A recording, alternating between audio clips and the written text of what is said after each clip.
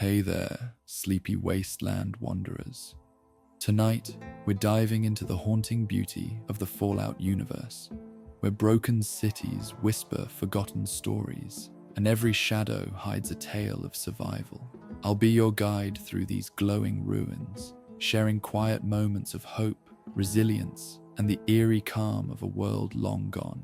Where did Yao Guai come from? Fallout lore. Welcome, fellow wanderer of the irradiated wilderness, to a journey into the oldest forests the wasteland has preserved,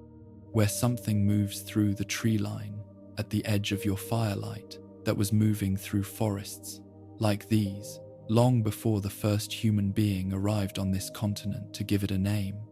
Tonight we trace the story of the Yao Guai, what it was before the bombs, what the bombs made of it, and what 2 centuries of the wasteland's specific pressures have continued to make of it since. So settle in, let your body grow heavy, and allow the sound of something large, moving through dark trees, to carry you gently into rest. The bear is out there. It has always been out there. There is a particular quality that belongs to creatures whose relationship with a landscape predates every human attempt to name or categorize or manage that relationship, a quality of belonging in the specific sense that can only be earned through the kind of time that human civilization, in its entirety, does not yet possess.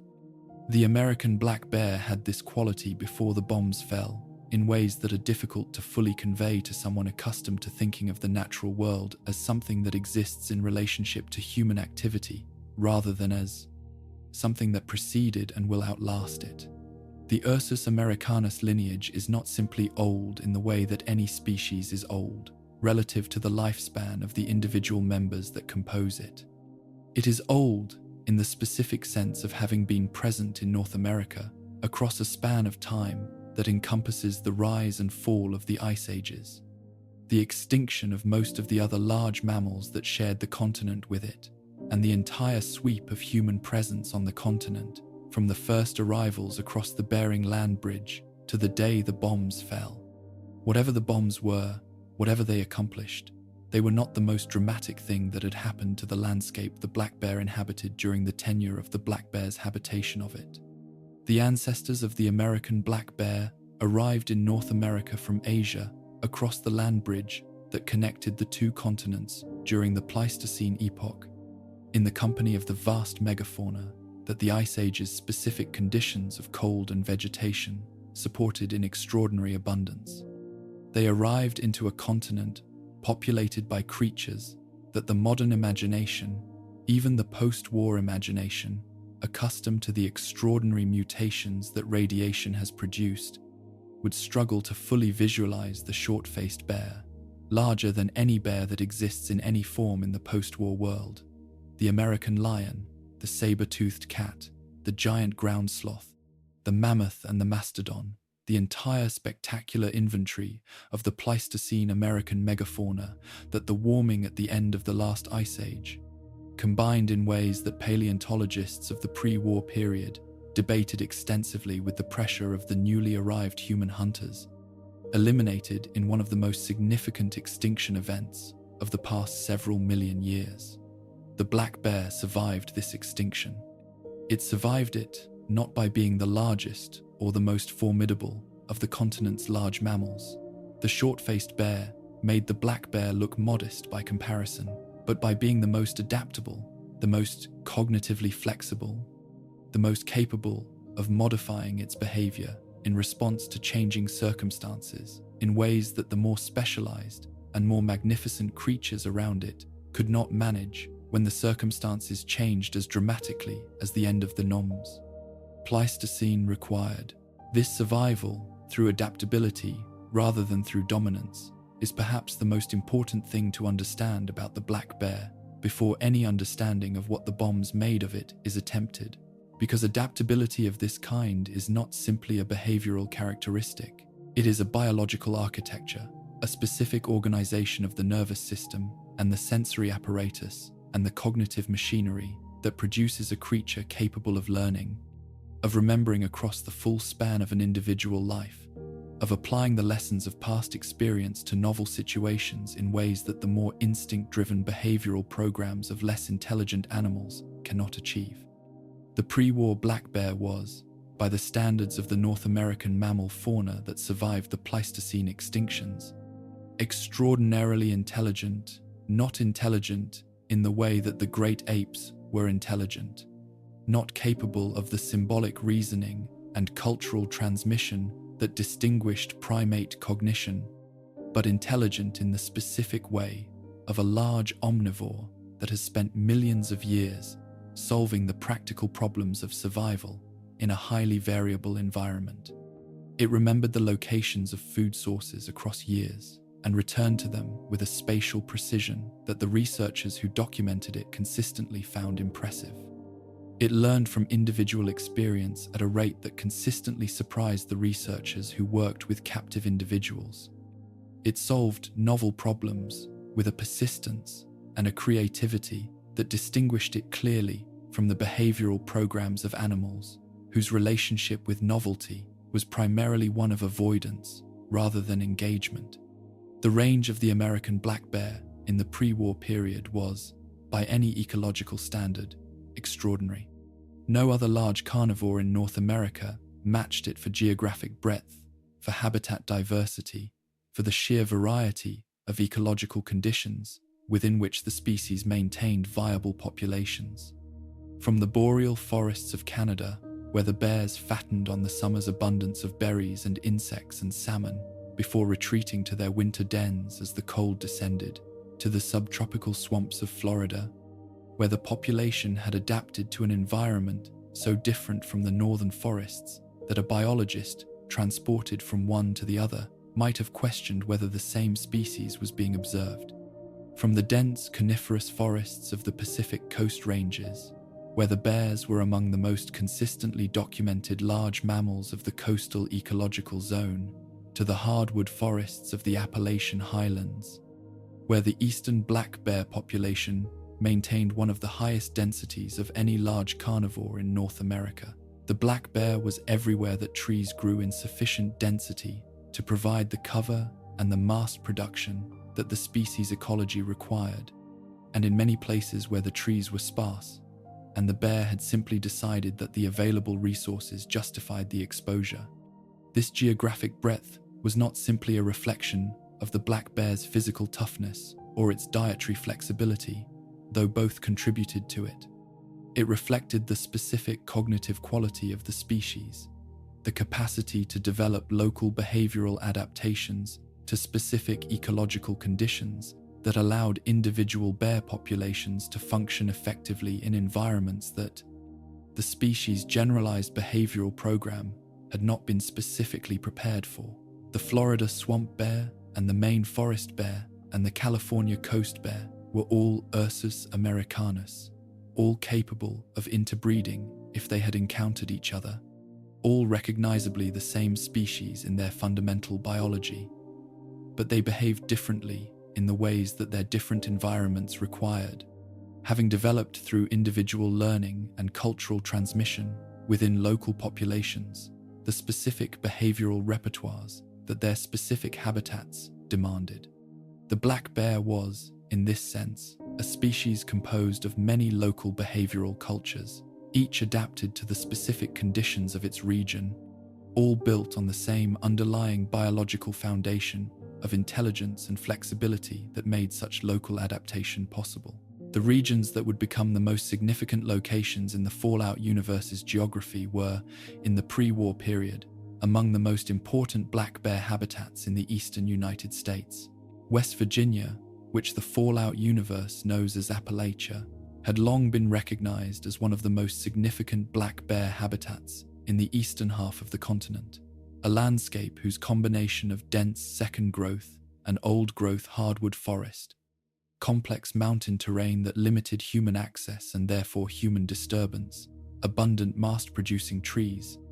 and extensive river and stream systems, providing both water and the associated riparian vegetation that bears favored, supported a bear population of considerable density and considerable stability. The mountainous counties of West Virginia had maintained black bear populations through the entire period of European settlement and industrial development, through the coal mining expansion that transformed the region's human economy in the 19th and 20th centuries, through the loss of the chestnut trees that had once provided the most significant single source of autumn mast across the entire Appalachian Range, through every transformation of the human landscape that the centuries of settlement had imposed. The bears were there when the first European settlers arrived in the Appalachian Highlands. They were there 2 centuries later when the bombs fell. They were, in the specific sense that matters most for understanding what came after, impossible to remove from the landscape that had formed them. The Massachusetts landscape that the Fallout universe knows as the Commonwealth maintained a more fragmented black bear population than Appalachia, reflecting the denser human settlement and more extensively developed landscape of New England. But the bears that persisted in the forests of central and western Massachusetts and the still forested portions of the state's hill country were populations of genuine ecological significance, demonstrating, as New England's black bear had been demonstrating since the region's European settlement, the species' capacity to maintain itself in landscapes that the human occupants of those landscapes had not specifically designed to accommodate it. The bears of the capital wastelands precursor landscape, the dense forest fragments, and the agricultural areas and the suburban edges of what would become the greater Washington metropolitan area were the easternmost expression of the Appalachian population, moving through the remaining forested corridors that connected the mountain bear populations to the coastal lowlands in a pattern that wildlife managers of the pre-war period had documented carefully and that the bears themselves had never stopped maintaining, regardless of how carefully or unfully the managers documented it. The black bear's relationship with human civilization in the centuries preceding the bombs was a relationship whose trajectory had moved over the long arc of European settlement in North America, from unambiguous hostility through qualified tolerance to something approaching a negotiated coexistence whose specific terms varied by region but whose general direction had been, in the decades immediately preceding the Great War, toward greater bear populations and somewhat reduced human-bear conflict in most of the species' range. This was not an inevitable trajectory.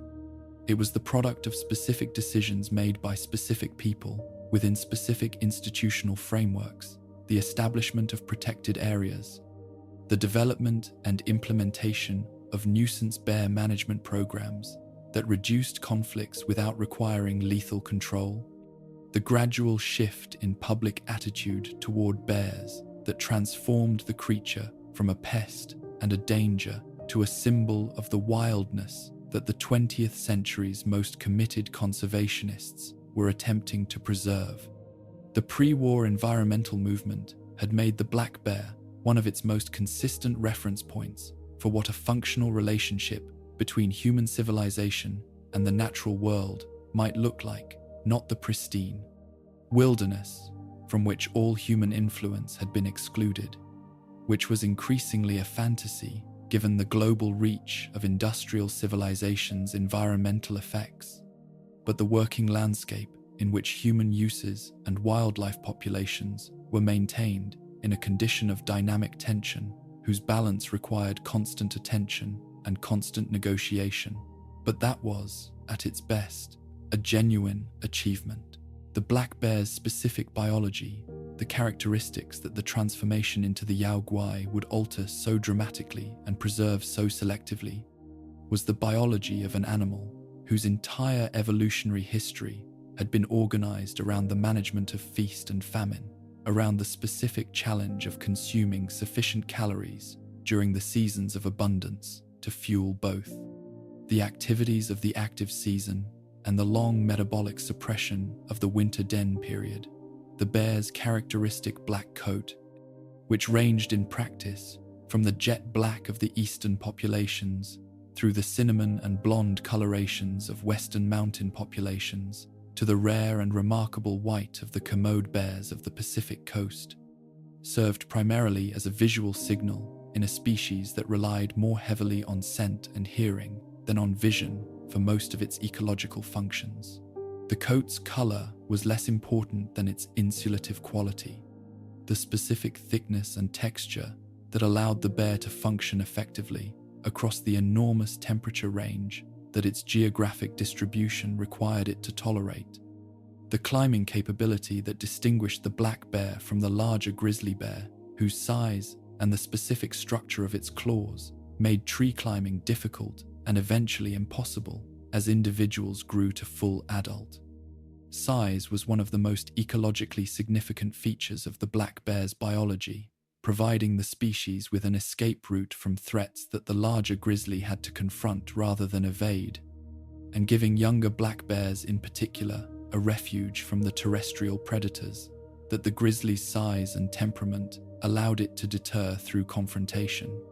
This climbing capability would persist, in modified form, into the Yao Guai, distinguishing it from the other large predators of the wasteland in ways that the wasteland's human communities had learned, through painful experience, to account for in their assessment of the Yao Guai as a threat. The final pre-war black bear was, it should be emphasized, not a diminished or compromised version of what the species had been at its Pleistocene peak. It was a species that had found, through the specific combination of its biological capabilities and the specific institutional arrangements of late pre-war American environmental management, a functional niche in a human-dominated landscape, maintaining populations that were stable or growing in most of the species' range, coexisting with the most densely populated and most technologically sophisticated human civilization the continent had produced. It was a success story of a specifically pre-war kind, imperfect, contested, dependent on institutional commitments that were always vulnerable to the political winds that determined whether those commitments would be honored, but genuine. The black bear was doing well when the bombs fell. It was not a creature in decline, not a remnant of something larger and more vital, not a species whose trajectory pointed toward the diminishment that many of its companions in the pre-war American megafauna had experienced. It was a species at a kind of equilibrium with the human world that shared its landscape, carrying into the catastrophe that ended that equilibrium the full biological depth and cognitive sophistication of a creature that had been perfecting its particular approach to survival for hundreds of thousands of years. The bombs fell on that creature. What the bombs made of it is the story this account has gathered to tell. There is a specific kind of information that a name carries that its referent does not, a layer of meaning that exists in the vocabulary chosen to identify a thing, rather than in the thing itself. That tells you not simply what something is, but what the people who named it understood it to be,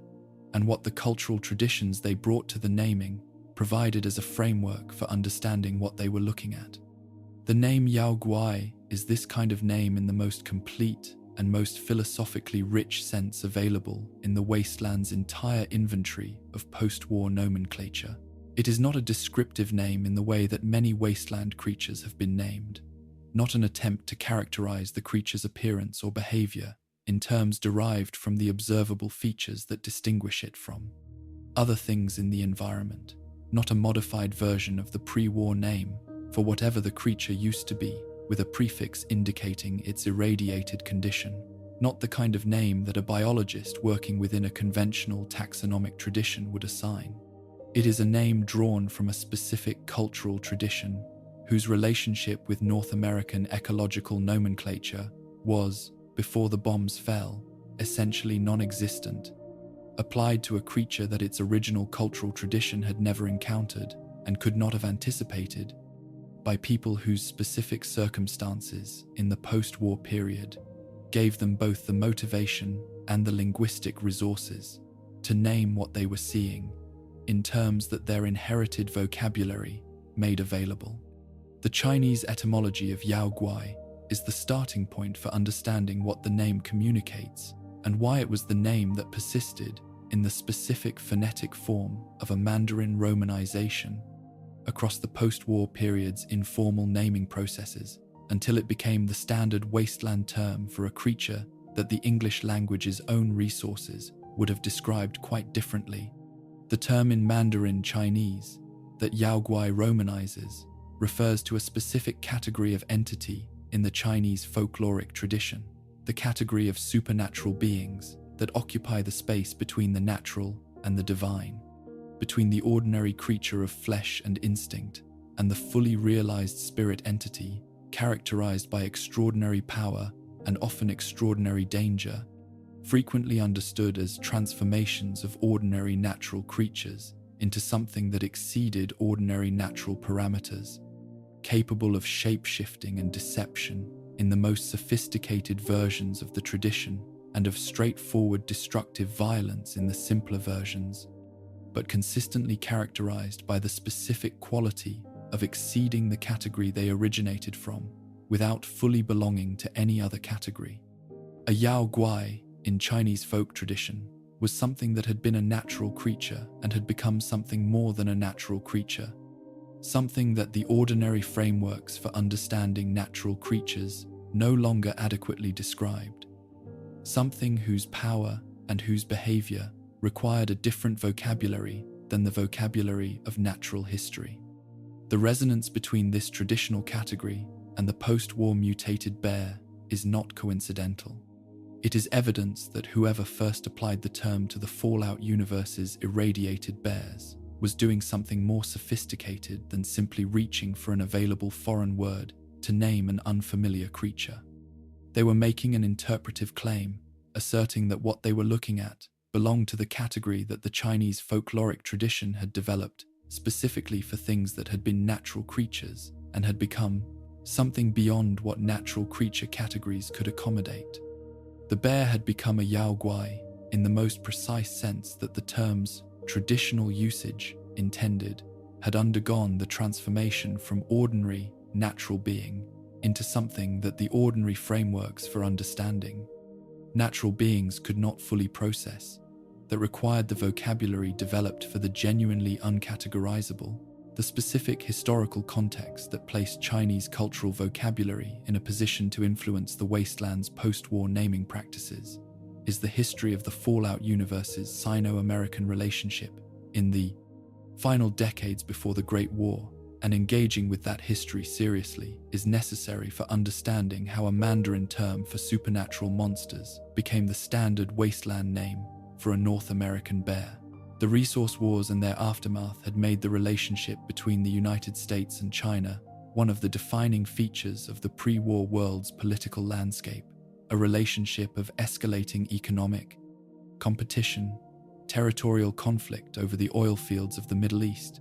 and the resource deposits of the Pacific, and eventually direct military confrontation in Alaska, whose consequences shaped the final years of the pre-war period in ways that extended far beyond the immediate military and strategic dimensions of the conflict. The Alaska Campaign, the Chinese occupation, and the subsequent American liberation of Alaskan territory, the nuclear brinkmanship of the final months of the Resource Wars period. These were events that transformed the Sino-American relationship from competitive tension into something approaching existential hostility, and the domestic political consequences of that transformation included, in the Fallout universe, a specifically hostile American relationship with Chinese American communities that the pre-war political culture had designated as potential sources of the enemy infiltration that wartime paranoia consistently imagined. The Chinese American communities of the pre-war United States were communities with deep roots in American, urban, and industrial life, concentrated most heavily in the Pacific Coast cities, in the established Chinatowns of San Francisco and Los Angeles and Seattle, but present across the full spectrum of American urban environments in numbers that reflected the long history of Chinese immigration to the United States, stretching back to the 19th century's railroad construction and the gold rush. These communities had maintained the cultural traditions and the linguistic practices of their ancestral origins across generations of American life, producing communities that were simultaneously fully American in their civic identity and genuinely bilingual in their cultural resources, capable of moving between Mandarin or Cantonese and English with the fluency of people for whom both languages were genuine mother tongues rather than one primary and one acquired. When the pre-war political environment turned hostile toward these communities, when the internment programs that the Fallout universe implies accompanied the wartime period were implemented, when Chinese American citizens found themselves subject to the specific forms of suspicion and institutional discrimination that wartime nativist movements generate for the populations they designate as enemy adjacent, communities that survived did so through the specific combination of institutional invisibility and internal cohesion that persecuted communities develop as survival strategies. They maintained their cultural practices and their linguistic traditions in the specific way of communities that understand that what they are preserving might not survive if it were more visible. And this maintenance meant that when the bombs fell, the survivors of these communities carried into the post-war period an intact set of cultural resources, including a rich folkloric tradition, including a vocabulary for the supernatural and the uncanny that the English language tradition did not share,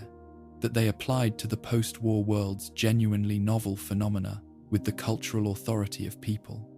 for whom those resources were the most natural available framework for interpretation. The specific pathway by which the term Yao Guai attached to the mutated bear in particular, rather than to any of the wasteland's other extraordinary post-war creatures, reflects something specific about the term's traditional meaning and about the specific quality of the encounter between post-war survivors and the irradiated bear. Many of the wasteland's significant creatures, the deathclaw, the mirelurk, the various ghoulified fauna, are named in ways that emphasize their immediate threat, their physical characteristics, or their relationship to their pre-war ancestors. The Yao Guai's name emphasizes something different, the qualitative transformation from natural creature to something beyond natural creature categories, the specific crossing of a threshold that the Chinese folkloric tradition had developed vocabulary for, and that the English language tradition's available resources did not name with equal precision. The person or persons who first called the irradiated bear a Yao Guai were communicating something more than a threat assessment. They were communicating a philosophical observation about the nature of what the bombs had done to the bear, not simply made it larger and more dangerous, but transformed it into something that required a different order of vocabulary, something that the category of bear was no longer adequate to contain. The irony embedded in the name is one of the Fallout universe's most carefully constructed, whether or not that construction was entirely intentional. The bombs fell partly in consequence of the Sino-American conflict. The radiation those bombs produced transformed the American black bear into something that a Chinese term for supernatural monsters most precisely described. The creature that the bombs made of the bear is named, in the wasteland's standard vocabulary, in the language of the people against whom the bombs were partly directed, named not in mockery or in appropriation, but in the most accurate available description, in the vocabulary that the Chinese folkloric tradition had developed specifically for this category of thing, in the term that fit what the bombs had produced better than any available English term. The name is a small monument to the catastrophe's specific ironies, a piece of linguistic evidence that the pre-war world's human geography survived the bombs in forms that the bomb's architects had not anticipated, and that the specific cultural resources of the survivors shaped the post-war world in ways whose traces persist in something as seemingly simple as the name for a mutated bear.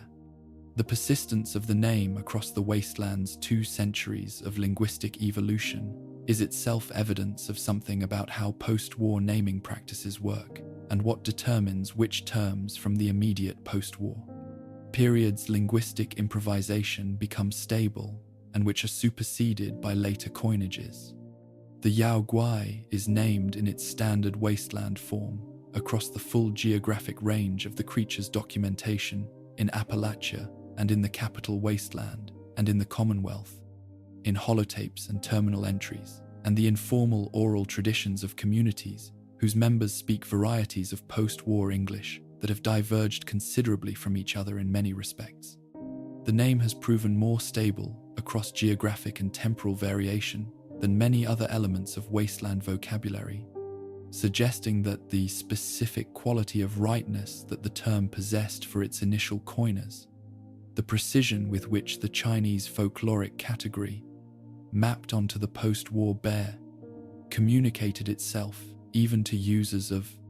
the term who had no knowledge of its etymology, who knew only that Yao Guai was what you called the large irradiated bear because that was what everyone called it. This linguistic transmission, without etymological awareness, is how most vocabulary persists in communities that lack the formal institutional infrastructure for the systematic documentation and teaching of language history, and the wasteland is precisely such a community in most of its expressions. The people of Megaton and Rivet City and Diamond City, who use the term Yao Guai when they talk about the creature at the edge of their settlement's defensive perimeters, are not thinking about the Sino-American resource wars or the history of Chinese-American communities in the pre-war United States, or the specific mapping between the Chinese folkloric traditions category of supernatural monsters and the philosophical content of the fallout universe's radiation-induced transformation of natural creatures. They are using the word that names the thing, the word that was transmitted to them through the oral and documentary traditions of the post-war communities they grew up in. The word that everyone uses because everyone uses it. The etymology has been absorbed into the name, and the name has become simply the name, which is how names survive. What the name preserves, for those with access to its history, is the specific perspective of the people who coined it, the Chinese-American survivors of the immediate post-war period, who looked at what the bombs had made of the bear and reached for the vocabulary that their cultural tradition had developed for exactly this kind of transformation, and who gave the creature a name that was simultaneously a description and an interpretation and a philosophical claim about the nature of what had happened to the world. In that specific act of naming, something about the post-war encounter between surviving humanity and the transformed natural world was captured and preserved in a form that 2 centuries of use have not erased. The Yao Guai is still a Yao Guai, still a thing that has crossed the threshold between ordinary creature and something that ordinary creature categories cannot accommodate, still carrying in its name the entire history of the catastrophe that produced it, and the specific human community that first found the words to describe it. The transformation from American black bear to Yao Guai is the transformation that the Fallout universe uses most directly to demonstrate what the bombs did to the living world rather than to the built world, to the natural systems of the continent rather than to the cities and the infrastructure and the institutional arrangements of the human civilization whose specific failures is the bombs represented. The built world's transformation is everywhere in the wasteland, and everywhere visible, the crumbling ruins of pre-war architecture, the rusted frameworks of pre-war industry, the specific archaeology of a civilization's abrupt and total interruption that the wasteland's landscape constitutes. The living world's transformation is everywhere present, but requires more attention to see, because it does not present itself as ruin, but as continuation, as creatures that are still living, still hunting, still reproducing and competing and occupying territory, still doing the fundamental things that living creatures do, but doing them in forms that the pre-war world's understanding of those creatures would not have predicted and cannot fully account for. The mechanism of transformation was not simple and was not uniform, and the distinction between the 2 primary agents of biological change that the post-war period has produced, radiation-induced mutation and the forced evolutionary virus, whose deployment and accidental dispersal pre-war period's military research programs produced, is relevant to understanding what specific changes in the Yao Guai are attributable to which cause. Radiation-induced mutation operates at the level of the genome, introducing changes in the DNA of individual organisms that affect the development and function of every biological system that the affected genetic sequences control, accumulating across generations as mutated individuals reproduce, and their mutations are inherited, selected for or against by the specific environmental conditions of the post-war landscape. The forced evolutionary virus operates differently, not simply introducing random genetic changes, but actively directing the expression of existing genetic potential in ways that amplify physical characteristics and accelerate biological development, producing changes in individual organisms within their own lifetimes, rather than requiring the multi-generational accumulation that radiation-induced mutation produces alone. The evidence in the Yao Guai's specific characteristics for FEV involvement is not conclusive in the way that the clearly FEV-influenced creatures of the capital wasteland, the super-mutants produced by the direct deployment of FEV in Vault 87, whose transformation is unambiguous in its mechanism, present clear evidence of viral biological modification. The Yao Guai's transformation is more ambiguous, could be accounted for by radiation alone if the initial radiation exposure was sufficiently extreme and the subsequent generations of radiation exposure sufficiently sustained, but the specific speed and the specific directionality of the transformation, the consistent amplification of size and aggression across the entire population, rather than the more varied and more random pattern that radiation-induced mutation alone typically produces, suggests the involvement of something more directional than random mutation. Whether the specific FEV contamination that produced this more directed transformation came from direct exposure to FEV-contaminated water sources or soil, from airborne dispersal of the virus in the immediate post-war period, or from consumption of FEV-contaminated prey, the physical evidence of the Yao Guai suggests that whatever produced it was producing something more consistent and more extreme than radiation alone typically achieves.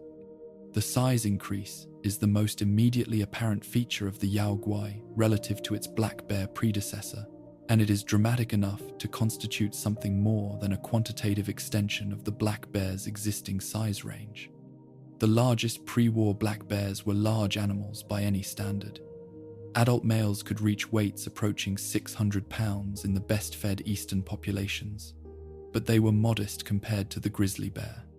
and thoroughly modest compared to the polar bear, and their ecological position reflected this relative modesty in the large predator hierarchy. The Yao Guai's dimensions exceed the pre-war black bear's maximum in ways that place the transformed creature in an entirely different ecological category, large enough to constitute a threat to essentially everything in the post-war landscape that lacks either extreme numbers, extreme weaponry, or the specific combination of size and capability that the Deathclaw represents. This size increase required corresponding changes in skeletal structure, musculature, cardiovascular function, and metabolic organization that were not simply quantitative extensions of the black bear's existing biology, but qualitative reorganizations of the biological systems that support a body of the Yao Guai's dimensions. The behavioral transformation from the black bear's relatively conflict-avoidant social behavior to the Yao Guai's consistently aggressive territorial assertion is, in some respects, more significant for the creature's ecological position and its relationship with the wasteland's human communities than the physical transformation, because it was the behavioral change that most completely transformed the nature of the human-bear encounter. The pre-war black bear was not a passive creature. It was capable of serious and occasionally fatal attacks on human beings, and its strength and speed when it chose to engage were sufficient to make it genuinely dangerous, even to equipped and prepared adults. But it consistently preferred flight to confrontation when confrontation was avoidable, reserved its most aggressive responses for specific trigger conditions, the surprised bear, the bear defending cubs, the bear competing for a significant food resource, and had been documented across countless encounters with human beings to be capable of being deterred, redirected, and managed through behavioral interventions that worked precisely because the bear's cognitive sophistication allowed it to learn from the experience of encounters that did not immediately escalate to violence. The Yao Guai does not share this preference for avoidance. It approaches human presence with the specific orientation of a creature for whom human beings are not a special category, requiring special behavioral responses, but simply another component of the territorial landscape that requires active management, assessed as potential threats to be driven off or potential prey to be pursued, according to criteria that do not appear to include the option of simply ignoring human presence and moving on. The neurological and hormonal changes that produce this behavioral shift are not directly observable in the living creature, but their effects are comprehensively documented in the accumulated record of Yao Guai encounters across the wastelands geography, a record whose consistent testimony is that the creature is aggressive in the specific way of documented, something whose aggression is a default orientation rather than a last resort. What the transformation preserved from the black bear's cognitive heritage is perhaps the most unsettling dimension of the Yao Guai as a threat, because the intelligence that made the black bear the most cognitively sophisticated of North American bears has not been eliminated by the transformation. It has been redirected. The tactical awareness that experienced hunters document in Yao Guai behavior, the apparent assessment of cover and approach angles, the patience in waiting for a target to move into a less defensible position,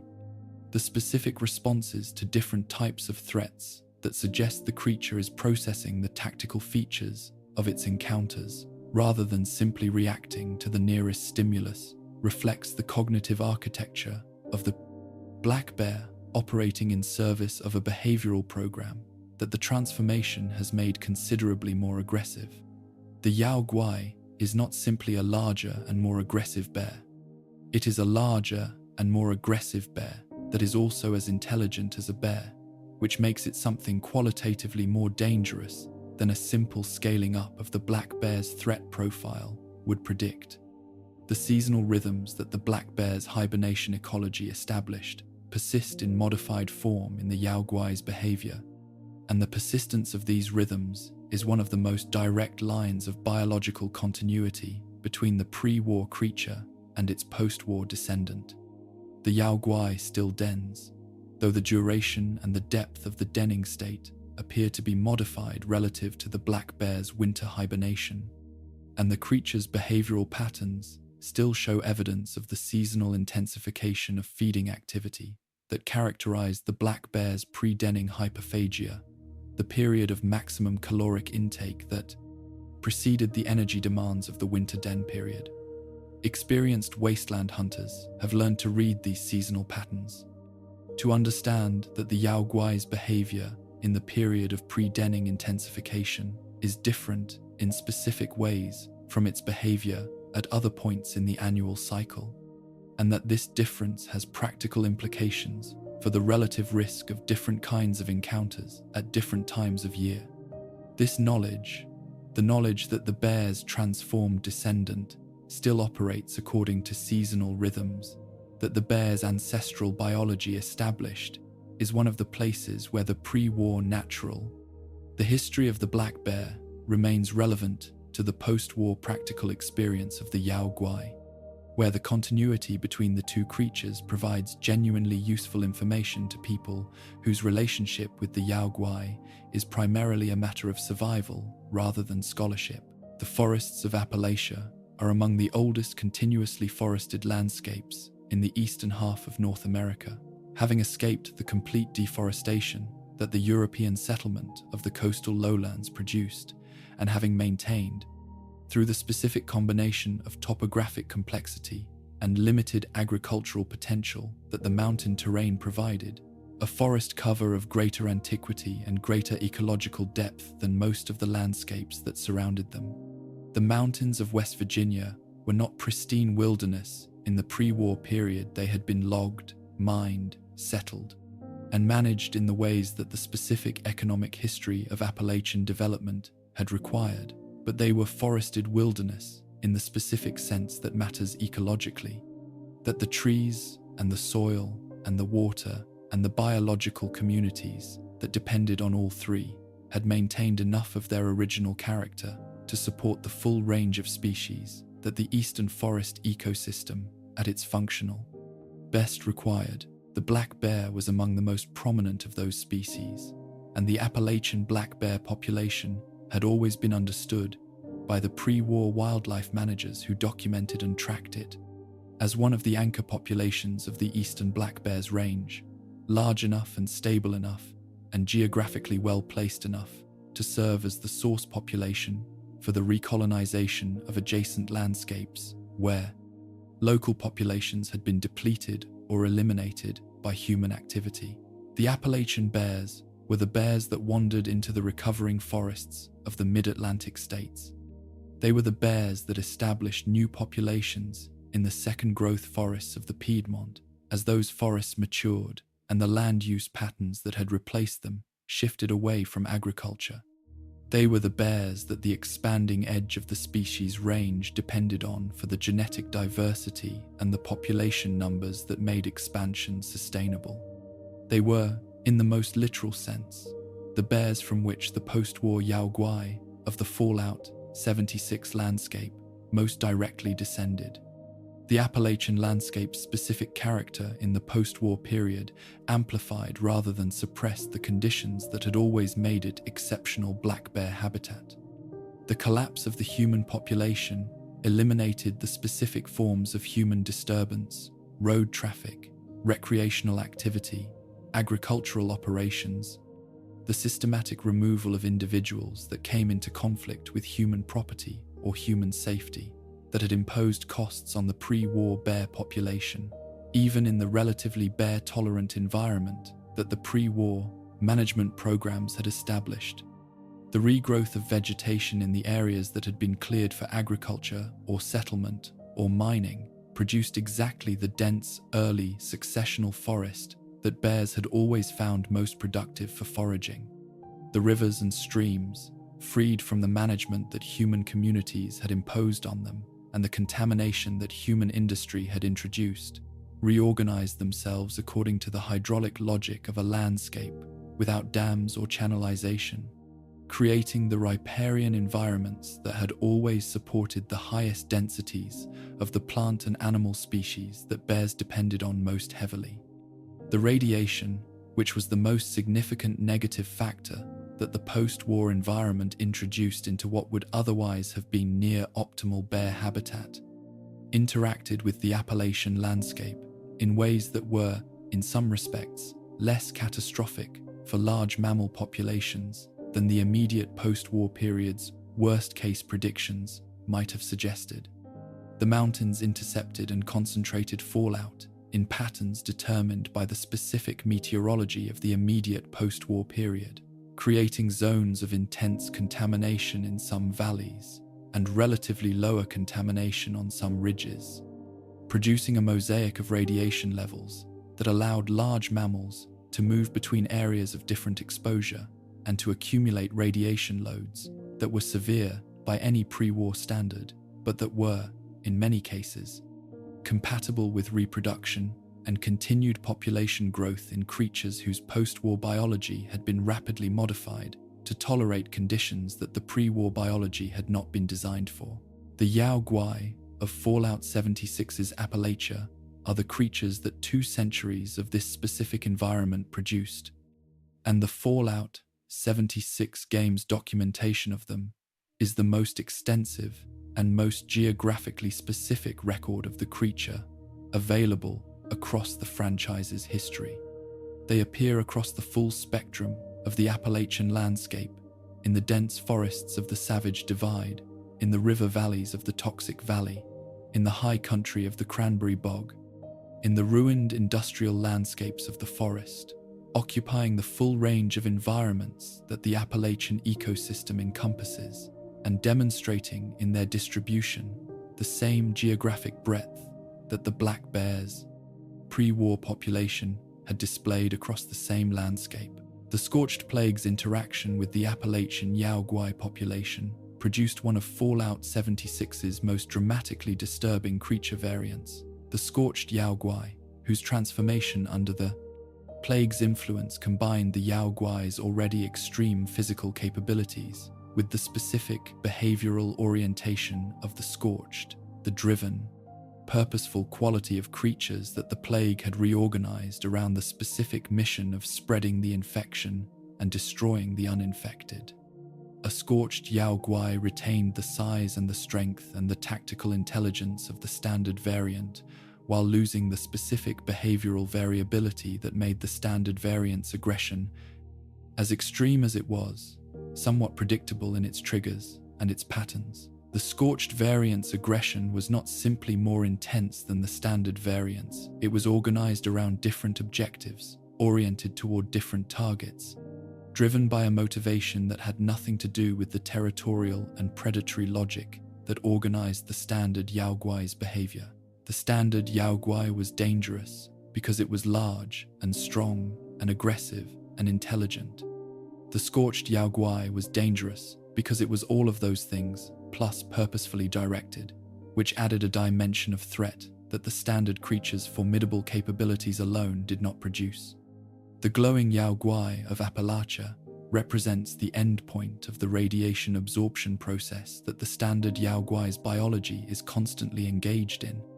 the specific individual threshold at which the radiation accumulated by the creature's tissues and organs reaches the concentration that produces bioluminescence, the specific green light that the high radiation fallout universe creatures emit when their radiation absorption has reached sufficient intensity. Encountering a glowing Yao Guai in the darkness of the Appalachian forest is an experience documented in survivor accounts, with a specific quality of visual horror that the standard creature's encounter does not quite replicate, because the bioluminescence transforms the creature from something that announces itself through sound and movement, and the behavioral cues that experienced observers learn to read into something that announces itself through light,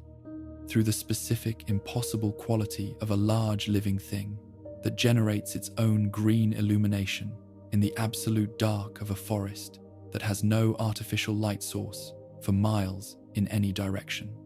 The light comes toward you in the accounts before anything else about the encounter has been established, before size or speed or distance have been assessed. There is simply the green moving through the trees, and the knowledge that what is moving through the trees is moving toward you. The Appalachian survivor communities of the Fallout 76 period, the people who built the CAMP settlements and maintained the wayward and navigated the complex social landscape of the post-nuclear Appalachian wilderness, developed the specific, practical knowledge of Yao Guai behavior that living in Yao Guai territory required through exactly the mechanism that the wasteland always uses to distribute essential survival knowledge, through the experience of encounters that some people survived and some did not, through the transmission of the lessons those encounters taught to the people who had not yet encountered what the survivors had encountered, through the gradual accumulation of community wisdom about where the creatures denned and where they foraged, and what behavioral signals preceded an attack, and what terrain features provided the best options for retreat or defense. This knowledge was not written down in the systematic way that pre-war wildlife biology had written down its knowledge of the black bear.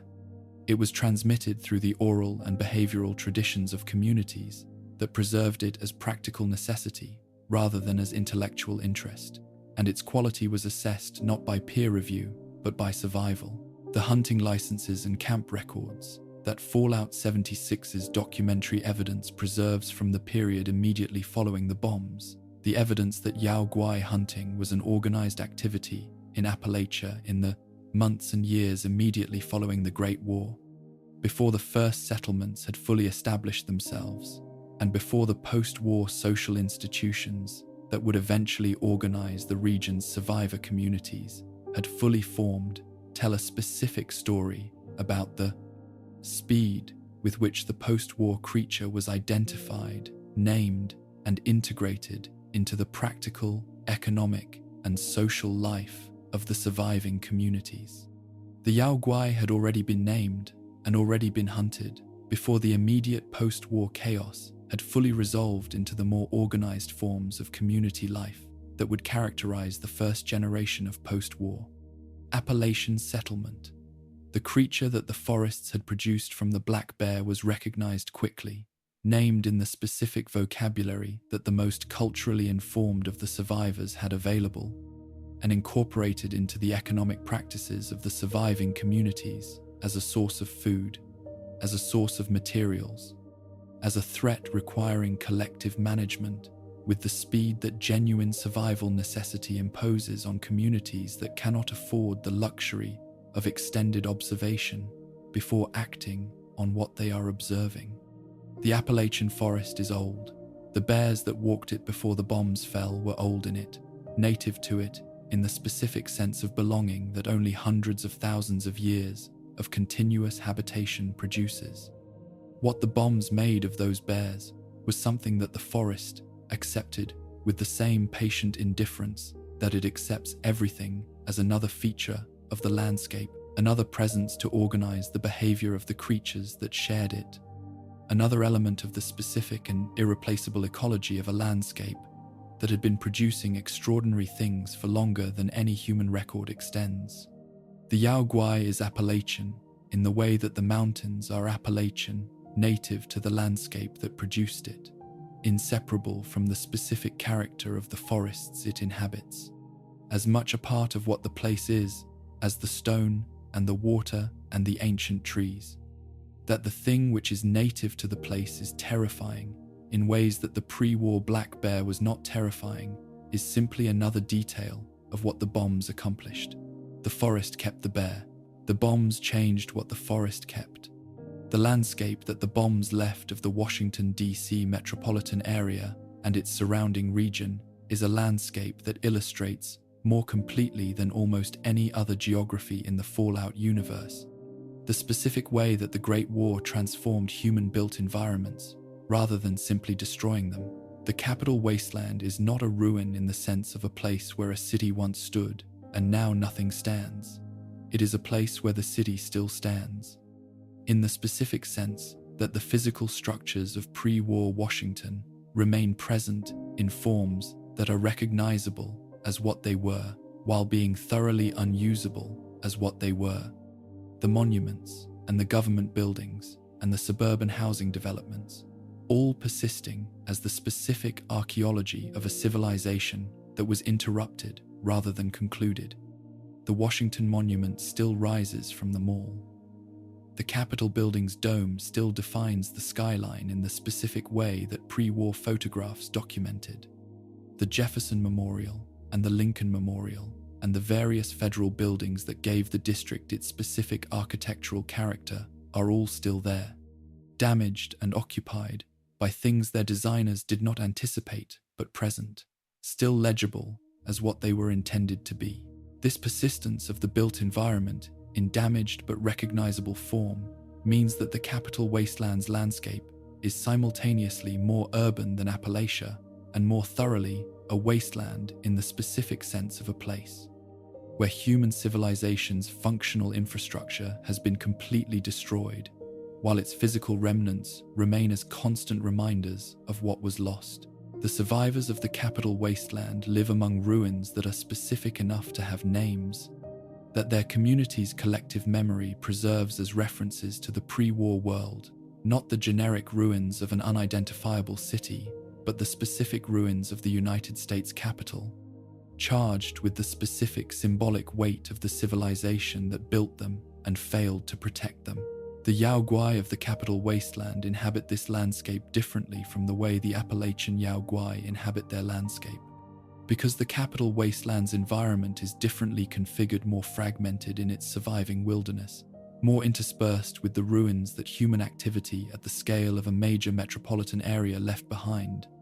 offering different resources and different territorial possibilities than the dense, continuous forest of the Appalachian Mountains.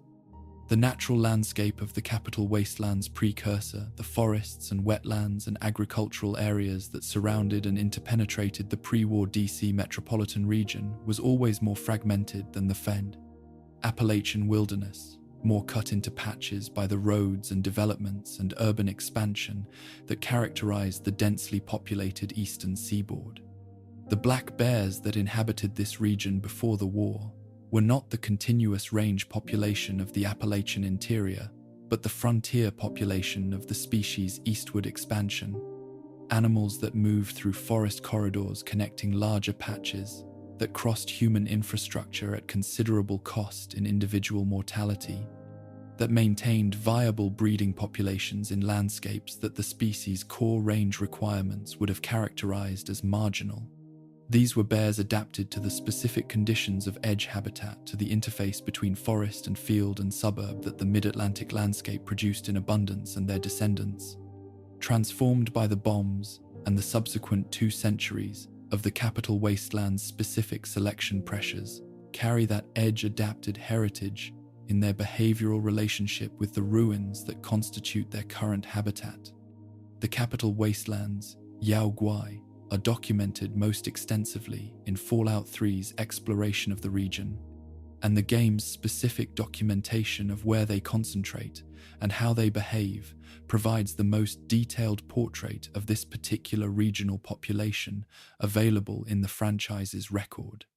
The population is distributed across the wasteland with a pattern that reflects the specific habitat preferences of a large terrestrial predator navigating a landscape whose resources are unevenly distributed and whose human activity, sparse by pre-war standards but sufficient to influence the creature's territorial choices, concentrates in specific nodes connected by the dangerous open ground of the wasteland's roads and ruins. The areas of densest Yao Guai concentration are the areas where surviving vegetation cover is most extensive, where the pre-war landscape's forest remnants have had 2 centuries to develop in the absence of the management activities that kept them from expanding, where the combination of cover and food resources that large omnivores require is most completely available. Yao Guai Island is the capital wasteland's most concentrated expression of what a landscape organized around Yao Guai habitation looks like. And understanding why this specific location supports such a dense population of the creatures illuminates something important about the ecological logic of Yao Guai territorial organization that is less visible in landscapes where the creature's distribution is more diffuse. The island in the Potomac River, whose name the wasteland has assigned to it, is a piece of geography whose specific configuration, surrounded by water on all sides, large enough to support multiple individuals, vegetated in ways that the 2 centuries since the bombs have allowed to develop without the disturbance that mainland human activity would have imposed, produces a natural territory whose boundaries are defined by the river itself, rather than by the behavioral negotiation between individuals that mainland territorial organization requires. The river is not an absolute barrier to creatures of the Yao Guai's swimming capability. Black bears were accomplished swimmers, and their transformed descendants retain this capability in modified form. But it is a sufficient barrier to reduce the casual human traffic that would otherwise regularly intrude on the island's interior, creating a space that the Yao Guai population has been able to develop and maintain with a degree of undisturbed continuity that mainland territories do not permit. The density of the island's Yao Guai population is itself a piece of ecological information about the species' social organization under conditions where territorial boundaries are defined by geography rather than by behavioral dominance. The standard territorial model for large solitary carnivores, in which individuals maintain exclusive ranges whose boundaries are established through marking and confrontation, and whose size is determined by the resource density of the habitat, does not fully account for the aggregation of multiple individuals in the island's limited space, suggesting that the Yao Guai's social organization is more flexible than a strict territorial model would predict, or that the specific conditions of the island adequate resources within a naturally bounded space Reduced pressure from the human disturbance that normally imposes costs on individuals who are not sufficiently aggressive about territorial defense have produced a population whose social arrangements differ from the mainland norm in ways that the island's specific geography enables. The albino Yao Guai of the capital wasteland represents the most dramatic of the variant forms that the franchise has documented, and its specific characteristics have made it a reference point in wasteland communities for the category of threat that exceeds even the standard Yao Guai's considerable capabilities. The albinism that produces the white coloration in the albino variant is, as discussed in the context of the sheep squatch's similar coloration in the Fallout 76 Appalachian cryptid material, a specific genetic condition involving the absence or severe reduction of melanin production in the skin and fur,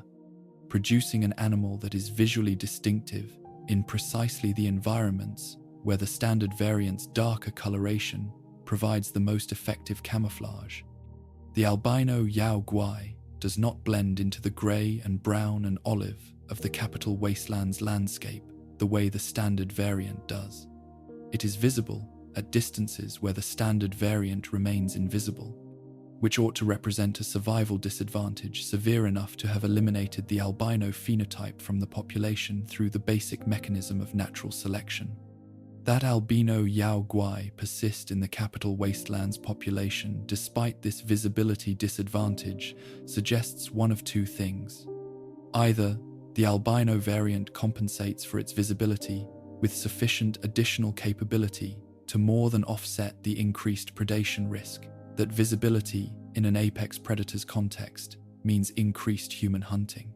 Pressure, or the albino Yao Guai's coloration, in the specific light conditions of the capital wasteland's landscape provides less of a disadvantage than the theoretical analysis would predict, perhaps because the wasteland's own coloration, the grey of crumbling concrete and the white of salt-crusted soil, and the bleached palette of a landscape that has spent 2 centuries in the specific aesthetic of radiation exposure, provides better background matching for a white animal than the pre-war landscape's richer greens and browns would have. The evidence in the accounts of albino Yao Guai encounters supports the first explanation more than the second. The albino is consistently documented as more formidable than the standard variant, larger in some accounts, more aggressive in most, more difficult to deter, and more difficult to injure even with the weapons that the capital wasteland's better-equipped survivors possess. The human communities of the capital wasteland have developed a relationship with the Yao Guai that reflects the specific circumstances of their existence, the relative scarcity of resources that makes the Yao Guai's nutritional value more significant than it might be in a more resource-rich environment. The specific dangers of the capital wasteland's landscape that make the Yao Guai one of several major threats that survivors must navigate simultaneously, rather than the dominant threat in an otherwise relatively safe landscape, and the specific human social geography of the region, where settlements like Megaton and Rivet City and the various smaller outposts have developed distinct relationships with the creature based on their specific locations relative to Yao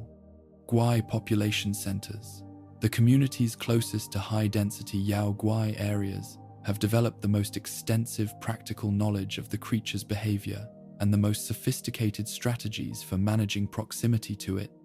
in the same way that communities close to any persistent, significant threat develop the specific expertise that proximity requires. The hunters, who make their living in part from Yao Guai harvesting, represent the capital wasteland's most concentrated locus of practical Yao Guai expertise, and the knowledge they have accumulated about the creature's seasonal patterns, its territorial boundaries, its specific behavioral responses to different kinds of approach and different kinds of threat, constitutes a form of natural history that is more detailed in its practical implications than anything the pre-war scientific record of the black bear contained, because it is knowledge whose gaps have been filled not by academic research programs, but by survival necessity. Yao Guai meat occupies a specific place in the capital wasteland's food economy that reflects both its nutritional value and the cost of obtaining it. The meat is substantial, providing the high-quality protein that the wasteland's food supply struggles to provide in adequate quantities through the easier sources, the processed pre-war canned goods that are slowly running out, the radroach and mirrorlurk and other fauna that the wasteland makes available at lower risk than the Yao Guai represents, and its availability to hunters willing to accept the Yao Guai's specific risks is one of the factors that makes the creature's presence in the capital wasteland's landscape an economic reality as well as a simple threat.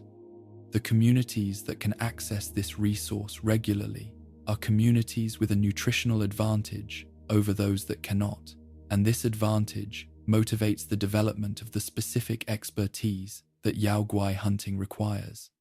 creating the economic incentive structure that sustains the capital wasteland's Yao Guai hunting tradition across the generations of survivors who have built and maintained the region's post-war communities. The interaction between the capital wasteland's Yao Guai population and its super mutant population is a dimension of the region's ecology that the available documentation touches on without fully mapping, but whose general character can be inferred from the known behavioral characteristics of both species and the specific geography of the wasteland. Supermutants, as transformed humans organized around the specific aggression and territorial dominance that their FEV-induced transformation produced, occupy portions of the capital wasteland's landscape with the specific brutality of creatures that impose their territorial claims through direct violence, rather than through the behavioral negotiation and signaling that organizes most territorial species' relationships with their neighbors. The Yao Guai's response to supermutant territorial assertions has been documented in several survivor accounts as something other than the simple retreat that most prey species display in the face of supermutant aggression. The Yao Guai's own aggression and its own territorial investment are sufficient that encounters between the species produce genuine conflict rather than simple displacement, and the outcomes of such conflicts appear to vary in ways that reflect the specific individuals involved and the specific circumstances of the encounter, rather than a consistent dominance of one species over the other. The Washington, D.C. that the bombs remade into the capital wasteland's urban core is the Yao Guai's least comfortable habitat in the region, and the creature's distribution reflects a preference for the more vegetated margins of the wasteland over the dense ruins of the inner city, where the cover that the creature requires for comfortable territorial maintenance is fragmentary, and where the concentration of human activity, the various factions and communities, and the traffic of vault dwellers and wanderers that the region attracts makes the sustained territorial occupation that large bears require difficult to maintain. The Yao Guai are present in the urban core's margins, in the forested areas and the more vegetated ruins, where the landscape offers something approaching the habitat conditions that the creature's biology requires. But their densest concentrations are consistently in the more peripheral areas of the wasteland, where the human activity that constrains their territorial ambitions is less intense, and the resources that their foraging ecology requires are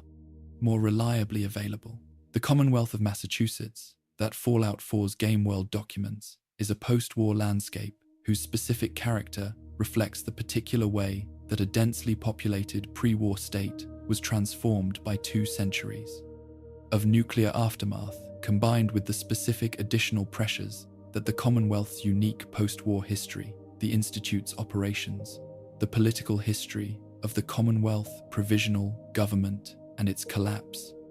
the development of the faction landscape that the game's storyline navigates imposed on its biological communities, alongside the universal pressures of radiation and ecological disruption. The Commonwealth's surviving wilderness is the wilderness that persisted through all of this. The forest fragments of central Massachusetts, the wetland edges of the Boston Harbor's transformed shoreline, the scrubland of the suburb's long-abandoned residential zones, and the Yao Guai population that inhabits it is the population that this specific environment's specific pressures produced. The Commonwealth's Yao Guai are, in most respects, recognizable to the observer familiar with the Appalachian or capital wasteland populations as the same creature in a somewhat different ecological context, displaying the same fundamental behavioral characteristics and the same general physical presentation that the species expresses consistently across its range. What distinguishes the Commonwealth's relationship with the creature from the relationships documented in other regions is not primarily the creature itself, but the specific dimension of human Yao Guai interaction that the Commonwealth's law has developed most extensively, and most unusually, the domestication of individual Yao Guai, and the use of tamed Yao Guai as companions and working animals in ways that would have been unthinkable in the pre-war world's understanding of the black bear, and that represent one of the most remarkable achievements of post-war human-wildlife relationship building in the franchise's documented history. The domestication of a Yao Guai is not a process whose mechanism is fully documented in the available Commonwealth records, and the deliberate ambiguity of that documentation is itself informative. It suggests that the people who have managed to tame individual Yao Guai understand their method as a form of specialized knowledge that has practical value, specifically because it is not universally available. What the available documentation does establish is that domestication is possible, that individual Yao Guai can be brought from the default, aggressive, territorial orientation that characterizes the species to a condition of genuine attachment to specific human handlers, and that the resulting relationship is not simply the behavioral compliance of an animal that has been trained to suppress its aggression in the presence of its trainer, but something more robust, a genuine preferential orientation toward the handler that motivates the tamed creature to respond to the handler's presence and signals in ways that exceed what simple training could produce. This capacity for genuine attachment is the most direct evidence available of the black bear's cognitive heritage persisting in the Yao Guai, informs that the transformation has not eliminated. The black bear was among the most individualistic of the large mammals in pre-war North America, capable of forming lasting preferences for specific individuals of its own and other species, capable of the sustained relationships with caregivers and handlers that captive individuals displayed across decades of documented interaction with the humans who worked with them. These capacities reflect the neural architecture of a cognitively sophisticated omnivore whose survival has always depended partly on the quality of its social judgments, on its ability to identify which individuals in its compasses environment represent threats, which represent potential competitors, and which represent something more neutral or more positive. The Yao Guai's transformation has amplified the aggression that is one expression of this social discriminative capacity, while apparently preserving the underlying discriminative capability itself, so that individual Yao Guai who have been brought through the domestication process retain the ability to distinguish their handler from other humans and to extend to that specific individual the preferential treatment that the black bear's social cognition always allowed it to extend to individuals it had learned to associate with positive outcomes. What the domestication process requires in terms of the human handler's qualities is something the available accounts suggest with more consistency than explicit statement. The taming of a Yao Guai is not a process that rewards conventional approaches to animal training. The operant conditioning techniques that pre-war animal trainers used with species whose behavioral programs were sufficiently tractable to respond to food rewards and behavioral shaping across manageable timescales. The Yao Guai's aggression and its territorial investment and its sheer physical capability mean that any approach to domestication that requires the handler to place themselves in positions of vulnerability relative to an untamed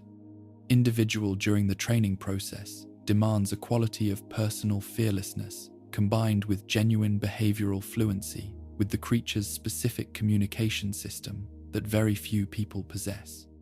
The individuals who have successfully domesticated Yao Guai in the Commonwealth are, based on the available evidence, People whose relationship with animals in general, and with this creature in particular, has developed through the specific combination of prolonged proximity and genuine attentiveness that produces the fluency the process requires. People who understand the creature not as a threat to be managed, but as an individual whose specific psychology and specific history and specific needs can be engaged with, whose trust can be earned through the patient accumulation of experiences that the creature processes as evidence of the handler's non-threatening character. The tamed Yao Guai, as a companion in the Commonwealth's specific landscape, provides its handler with a form of protection and capability that no manufactured weapon or armored suit quite replicates, because the protection it provides is not simply the protection of a powerful weapon, but the protection of a presence of something that every other significant creature in the Commonwealth's ecosystem responds to as an apex predator that announces through its mere existence the handler's association with the most formidable territorial presence in the landscape,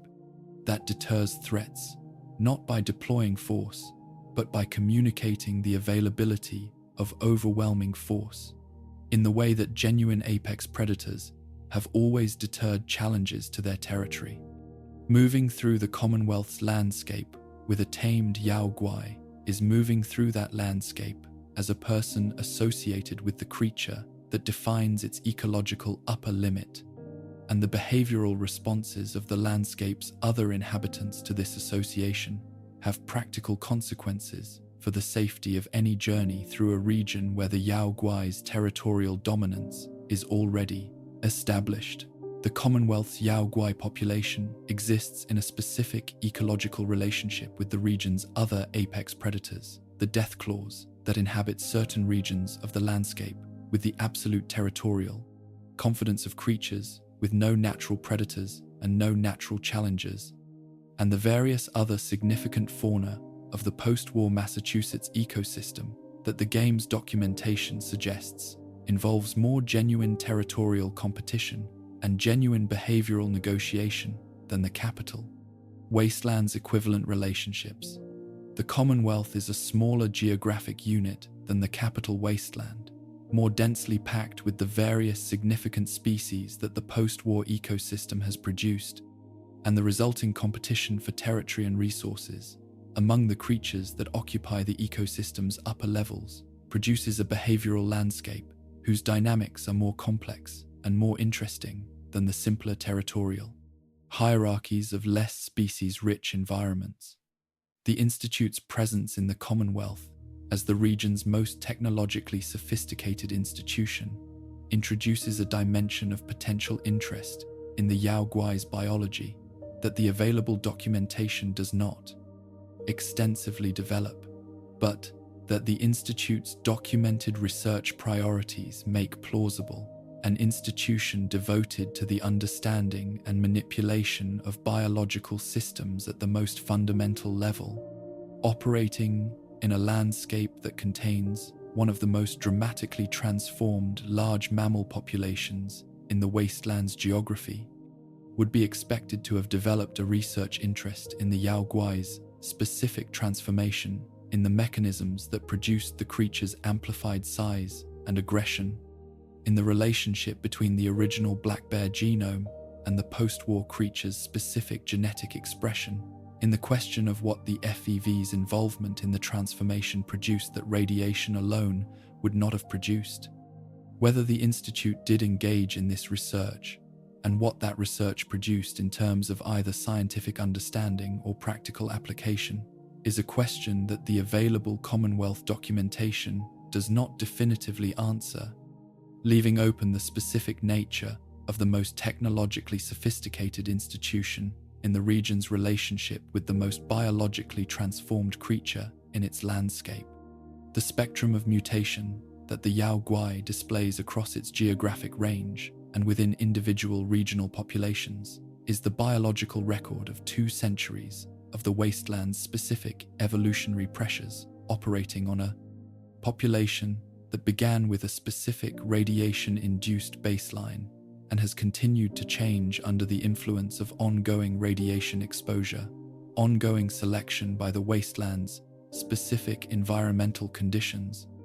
and the specific biological dynamism that the combination of FEV influence and radiation has produced in a creature whose original cognitive and physiological flexibility made it more responsive to these pressures than less adaptable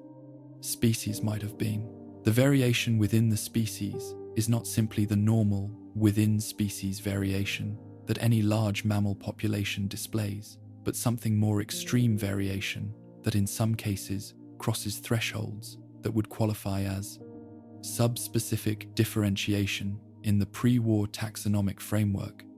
producing individuals and populations whose specific characteristics are sufficiently distinct from the baseline that the baseline category is approaching the limits of its descriptive adequacy. The standard Yao Guai is the baseline against which the variants are measured, and understanding what the standard variant represents in terms of the transformation's typical expression is the prerequisite for understanding what the variants communicate about the range of outcomes the transformation process is capable of producing. The standard Yao Guai is large by the pre-war black bear's standards, aggressive beyond the pre-war black bear's most extreme behavioral expressions, physically capable in ways that the pre-war black bear's most impressive individual specimens were not,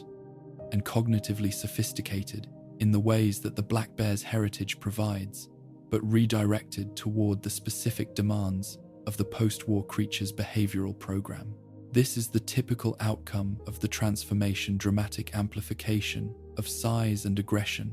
preservation of cognitive sophistication, modification of the seasonal and behavioral rhythms of the ancestral species toward the post-war creature's specific ecological role. The standard variant is dangerous, genuinely and consistently dangerous, in a way that the wasteland's experienced travelers have learned to respect absolutely. The glowing Yao Guai is the standard creature at the endpoint of a specific biological process, the accumulation of radiation in the creature's tissues and organs at a concentration sufficient to produce the bioluminescence that high radiation fallout creatures emit when their absorbed radiation load reaches the threshold that triggers this specific biological phenomenon. The green light that characterizes the glowing variant is not a decorative feature or a simple byproduct of radiation absorption, but the visible expression of a specific biological condition, the condition of a creature that has absorbed more radiation than its biology can metabolize or excrete, that is carrying a radiation load whose effects on its internal systems go beyond the transformative effects that produce the standard creature and into the territory of ongoing physiological disruption whose long-term consequences for the individual are not clearly survivable across extended timescales. The glowing Yao Guai is, in the most precise biological sense, a creature in an advanced state of radiation saturation whose continued function demonstrates the extraordinary radiation tolerance that the transformation has produced, while simultaneously illuminating the limits of that tolerance in the specific individual that is glowing.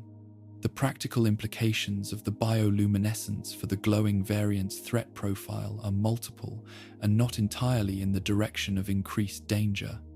The creature is more visible than the standard variant, which provides more warning of its presence in environments where warning is the most valuable commodity in any encounter with a large, aggressive predator. But the increased radiation emission that accompanies the bioluminescence means that proximity to a glowing Yao Guai carries radiological risks that proximity to the standard variant does not, transforming the creature from a purely mechanical threat into a radiological hazard whose radius of danger extends beyond the reach of its claws and its weight. The experienced wasteland traveler who encounters a glowing Yao Guai must calculate not simply the physical threat of the creature at its current distance, but the radiological threat of remaining in its vicinity long enough for the radiation exposure to accumulate to meaningful levels, adding a dimension of threat assessment that the standard variant encounter does not require. The albino Yao Guai's specific biological basis and its specific additional capability have been examined in the context of the capital wastelands population, but the albino variant's occurrence across the species' full geographic range, documented not only in the capital wasteland, but in occasional accounts from Appalachian and Commonwealth populations, suggests that the genetic mutation producing albinism is not specific to any one regional population, but is a low-frequency variant that occurs across the species range, expressed at higher observed frequency in the capital wastelands population, for reasons that may reflect either genuinely higher frequency in that population or simply greater documentation density. The albino's consistent association with enhanced capability across the accounts that document it, greater size in some accounts, greater resistance to damage in most,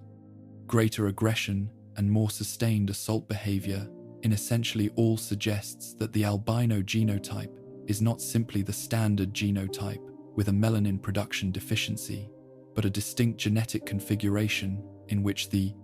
albinism and the enhanced capability are correlated expressions of a broader genetic variant, rather than one being a side effect of the other. The irradiated Yao Guai variant represents a specific point on the continuum between the standard creature and the glowing variant,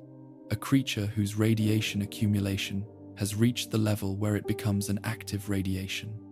source, rather than simply a radiation-resistant biological system, but has not yet reached the level where the bioluminescence that characterizes the glowing variant's most distinctive feature becomes visible. The irradiated variant is dangerous in the specific way that the glowing variant is dangerous in a less visually dramatic form. The radiological risk of proximity is present without the visual warning system that the bioluminescence provides, making the irradiated Yao Guai in some respects more hazardous to the unprepared observer than the glowing variant, whose light announces its radiological character before the encounter has progressed to the point of proximity. The scorched variant, as a product of the scorched plague's specific biological mechanism, rather than of the standard radiation and FEV processes that produce the other variants, represents a categorically different kind of variation from the coloration and capability variants that the standard transformation process generates. The scorched plague transformed the creatures it affected, not by amplifying or modifying the transformation that had already occurred, but by overlaying on the transformed creature an additional layer of biological modification, specific neural and behavioral changes that the plague produced in all the species it infected, redirecting the infected individual's behavioral priorities toward the plague's own propagation objectives. A scorched Yao Guai retained everything the Yao Guai transformation had produced while being additionally reorganized by the plague's influence, which is why the combination was so particularly dangerous during the Fallout 76 period's specific crisis. Not a creature whose individual capabilities were straightforwardly greater than the standard variants, but a creature of the standard variant's capabilities organized around a fundamentally different and more aggressive behavioral program. The question of ongoing transformation, whether the variants document the current state of a species still in biological motion or the stable endpoints of a completed transformation, is the question that the available evidence most directly points toward the former in answering. The variety of variants across the species range, the specific character of the differences between them,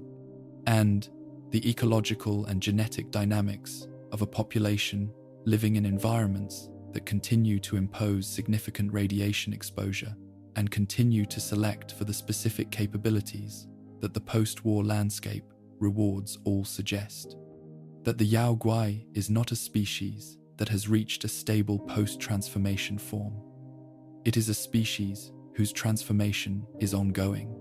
whose current diversity reflects the specific snapshot of an evolutionary process that 2 centuries of extreme environmental pressure has been driving, and that 2 more centuries of the same pressures will continue to drive in directions that the current variants may not fully predict, The creature that the wasteland's next 2 centuries produces from the Yao Guai's current population may be as different from the current standard variant as the current standard variant is from the black bear, or it may be, broadly similar, stabilized by selection pressures that have reached a plateau whose continued application produces more of the same rather than further transformation. The wasteland does not provide certainty on this question. It provides only the creatures themselves, still moving through the irradiated forests, still changing in ways too slow for any individual observation to detect, but too significant across generations to ignore. There is a concept in ecology that the pre-war scientific tradition developed to describe the specific category of species whose presence in a landscape has effects on that landscape that exceed what the species' biomass or population numbers would predict, whose removal from an ecosystem produces changes that cascade through every level of the biological community in ways that reveal the degree to which the entire community had been organized around that species' presence. The keystone species concept, as the pre-war ecologists who formalized it understood it, was a way of identifying which species in a given community were doing the most organizational work, whose behavioral patterns and foraging choices and territorial arrangements were shaping the behavior and the distribution of every other species in the community in ways that the ecosystem could not easily compensate for if those patterns and choices and arrangements were suddenly absent. Large apex predators were among the most commonly identified keystones in the ecosystems that pre-war ecology documented, and the American black bear occupied this position in the specific ecosystems it inhabited, with the thoroughness of a species that had been performing these ecological services for long enough that the ecosystems had organized themselves around the bear's specific pattern of services, rather than around any alternative arrangement that the bear's absence would have required. The Yao Guai has inherited this ecological position from its black bear predecessor in the transformed ecosystems of the wasteland, and the inheritance is more complete than the dramatic physical and behavioral transformation between the 2 creatures might initially suggest, because the specific ecological services that the black bear provided were services whose provision depended on the bear's presence and its behavioral patterns, rather than on the specific biological form those patterns expressed. The Yao Guai is larger and more aggressive than the black bear was, but it is still an omnivore with a territorial structure, still a creature that forages across a wide variety of food types, and whose foraging choices affect the distribution and behavior of the species it forages on, still an apex predator whose territorial assertions organize the spatial behavior of every other significant species in the landscapes it inhabits. The specific ecological functions have been amplified and in some cases modified, but they have not been replaced with something categorically different from what the black bear was doing in the pre-war ecosystems. The Yao Guai's position in the wasteland's predator hierarchy is not the position of simple dominance that the largest and most aggressive species in a landscape typically occupies, because the wasteland's specific inventory of apex-level fauna is richer and more competitive than the pre-war landscapes that the black bear inhabited. The deathclaw represents the most direct challenge to the Yao Guai's ecological dominance in the regions where both species are present. And the nature of this challenge is worth examining carefully because it illuminates both species' ecological roles through the specific ways they interact. The deathclaw is a creature whose transformation from the Jackson's chameleon stock that the pre-war military's biological research programs used as the foundation for their intended biological weapon produced, something that the pre-war ecosystem had no analog for, a creature of extraordinary physical capability, organized around a behavioral program of territorial aggression and predatory efficiency that exceeds what any pre-war large carnivore displayed. The deathclaw is not simply a large aggressive predator in the way that the Yao Guai is a large aggressive predator. It is an apex predator of a specifically military-derived design optimized for lethality in a way that the Yao Guai's more organic transformation history did not produce. Where Deathclaw and Yao Guai territories intersect, the available documentation suggests a territorial relationship that reflects genuine competitive tension rather than simple dominance of one species over the other. The Deathclaw is physically superior in most individual confrontations between the two species, larger and faster and better equipped with the specific weaponry, the claws that give it its name, the speed and the precision of its attacks that individual combat favors. But the Yao Guai's cognitive heritage gives it a more sophisticated territorial strategy than the Deathclaw's essentially confrontational approach, a capacity for the kind of territorial maintenance that operates through the consistent assertion of presence rather than through the constant physical confrontation that the Deathclaw's behavioral program emphasizes. The result, in the regions where both species are present, is a territorial arrangement whose specific configuration varies by location and by the specific individuals involved, but whose general character reflects a negotiated coexistence in which each species maintains its territories in the defend, specific areas whose conditions favor its particular capabilities. The prey base that the Yao Guai depends on for the animal protein component of its omnivorous diet reflects the wasteland's specific fauna in ways that the black bear's pre-war diet reflected the pre-war ecosystem's specific fauna, organized around the most abundant and the most energetically profitable prey available in the specific landscapes the creature inhabits, with the specific dietary flexibility that the black bear's omnivorous heritage provides, allowing the Yao Guai to shift emphasis between animal and plant food sources as the seasonal availability and the specific distribution of each shifts across the annual cycle. Radstags, as the wasteland's most abundant, large herbivore across most of the franchise's documented regions, constitute the most significant single prey species in the Yao Guai's animal diet in areas where both species are present in significant numbers, providing the concentrated high-quality protein that large omnivores require in the portions of the annual cycle when plant foods are insufficient to meet the energetic demands of a body of the Yao Guai's dimensions. The hunt itself reflects the cognitive sophistication that the black bear's intelligence provided and that the transformation has preserved, expressed through behavioral sequences that are more tactically aware than the simple pursuit predation of less intelligent hunters. The Yao Guai does not simply charge its prey in the way that a less cognitively sophisticated predator might. It uses the cover available in its territory to approach as closely as possible before initiating the final approach, exploiting the terrain features and vegetation configurations that the intimate knowledge of its home range provides, adjusting its approach strategy in response to the specific behavior of the specific prey animal it is pursuing, rather than executing a fixed behavioral sequence, regardless of the prey's responses. This tactical flexibility is the direct expression of the black bear's learning-based approach to foraging problems, applied to the specific challenge of catching prey animals that are themselves alert and mobile and capable of the kind of flight that requires the predator to get close before the attempt can succeed. The omnivorous dimension of the Yao Guai's diet, the plant foods, the insects, the carrion, the various non-prey animal foods that black bears have always exploited alongside their predatory activities, is the dimension of the creature's ecology that is least often documented in the wasteland's records.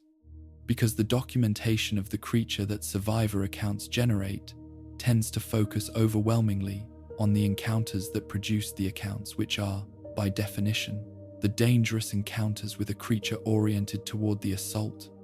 The Yao Guai foraging for berries in a wasteland thicket, or excavating an insect colony from a decaying log, or consuming the carcass of an animal it did not kill, is not the Yao Guai that the wastelands documentation preserves in abundance,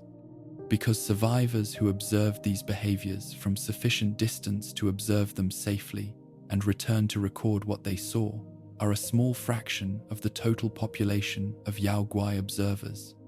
But the dietary flexibility these behaviors represent is ecologically significant,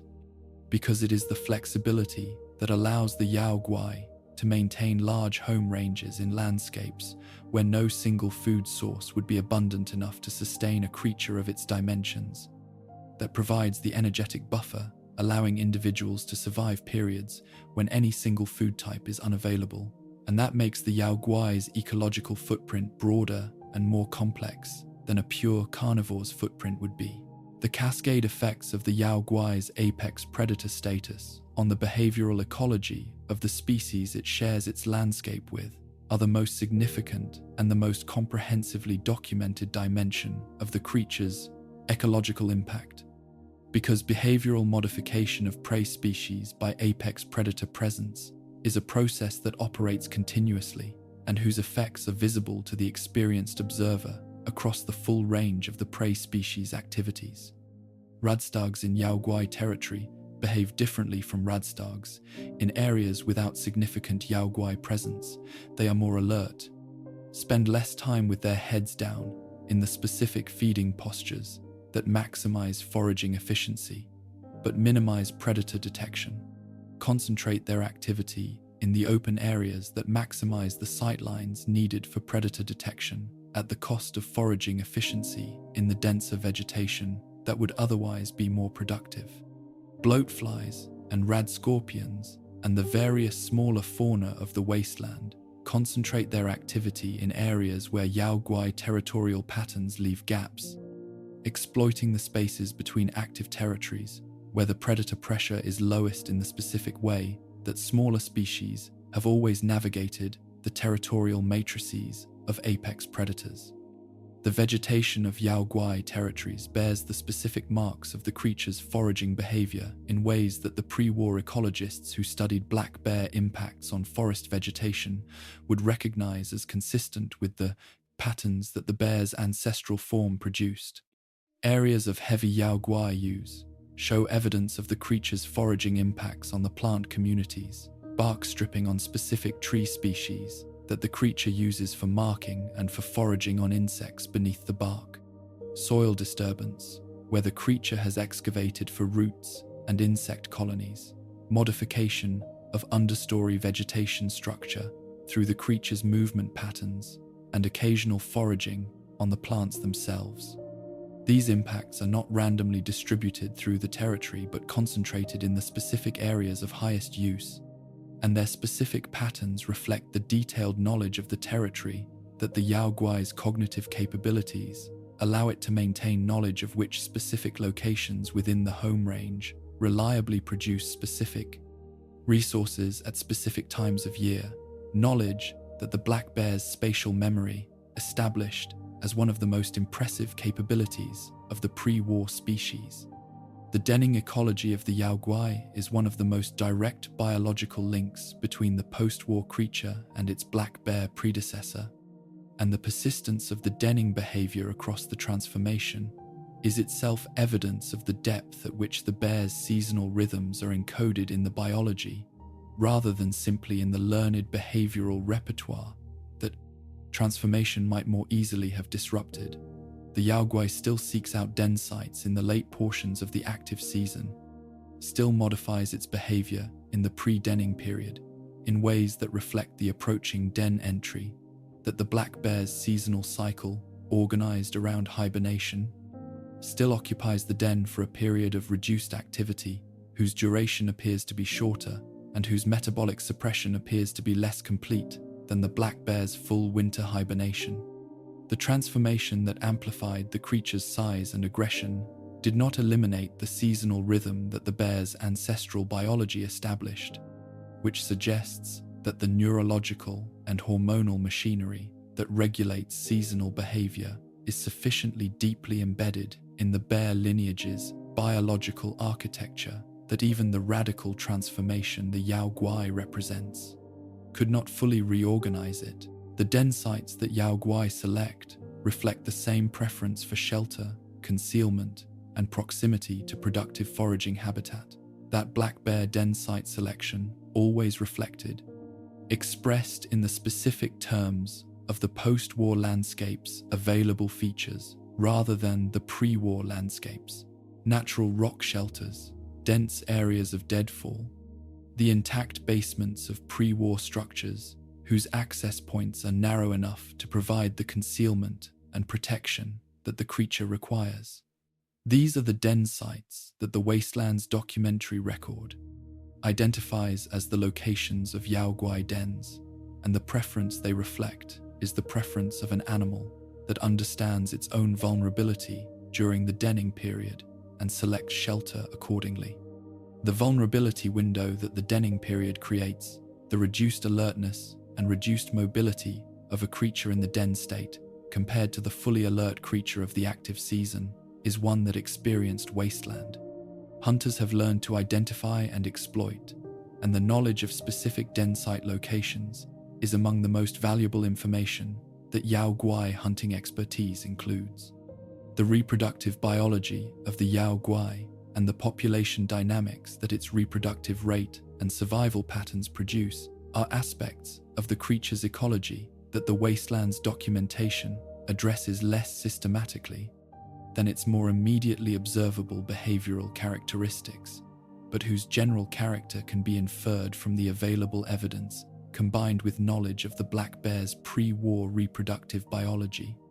Black bears were K-selected species in the ecological framework the pre-war tradition used, species that invested heavily in few offspring rather than producing large numbers of minimally invested young, that had long generation times and slow population growth rates, that maintained their populations through high individual survival rates rather than through high reproductive output. The Yao Guai's reproductive biology appears to have preserved this fundamental life history pattern in the specific context of the post-war landscape's conditions, with the evidence of den sites containing cubs in multiple survivor accounts confirming that the species reproduces through the same small litter, extended maternal care strategy that the black bear employed, and that the cub's survival depends on the same sustained maternal investment that black bear cubs required.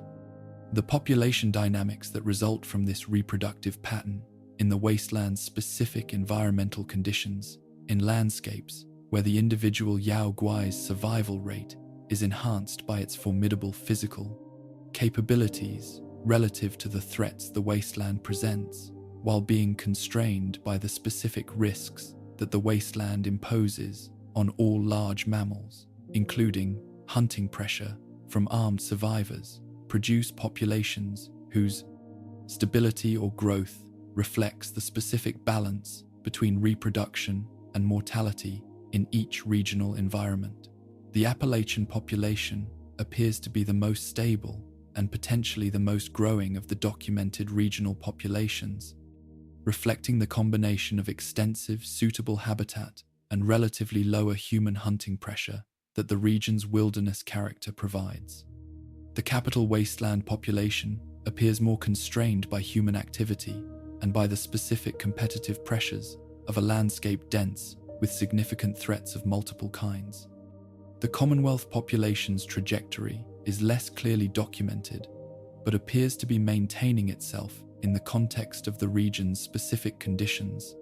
with the domestication practice suggesting that human communities have found ways to engage with the creature that go beyond simple fear and hunting, and that may have implications for the long-term coexistence of the species with the recovering human civilization of the region. There is no single emotion that describes the wasteland survivors' relationship with the Yao Guai, because the relationship is not simple enough for any single emotion to capture it accurately, and because the people who have lived alongside the creature across the wasteland's geography have developed relationships with it that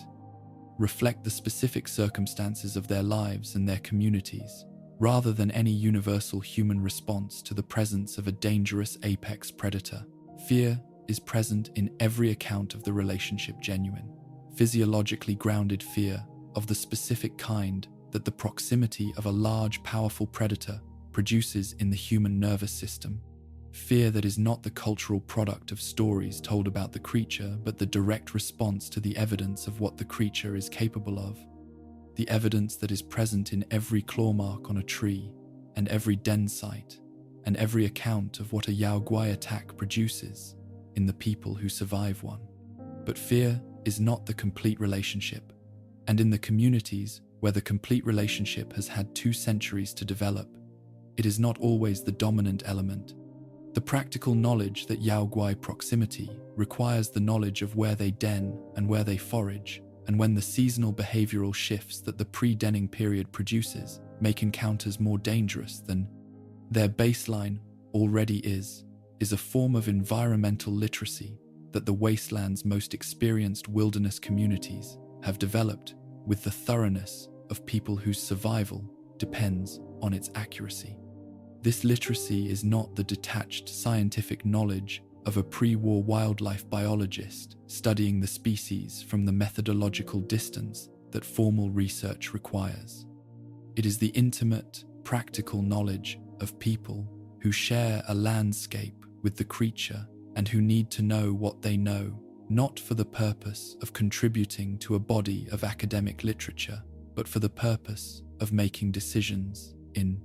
real time about where to go and when to go there, and what to do when the decision proves to have been wrong. The quality of this knowledge, its specificity, its local precision,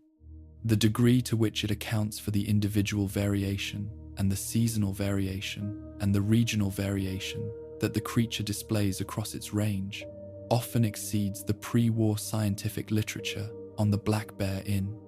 the specific dimensions that matter for the person navigating a landscape the creature inhabits. The economic dimension of the human-Yao Guai relationship is one that the wastelands communities have organized around the specific combination of value and risk that the creature represents.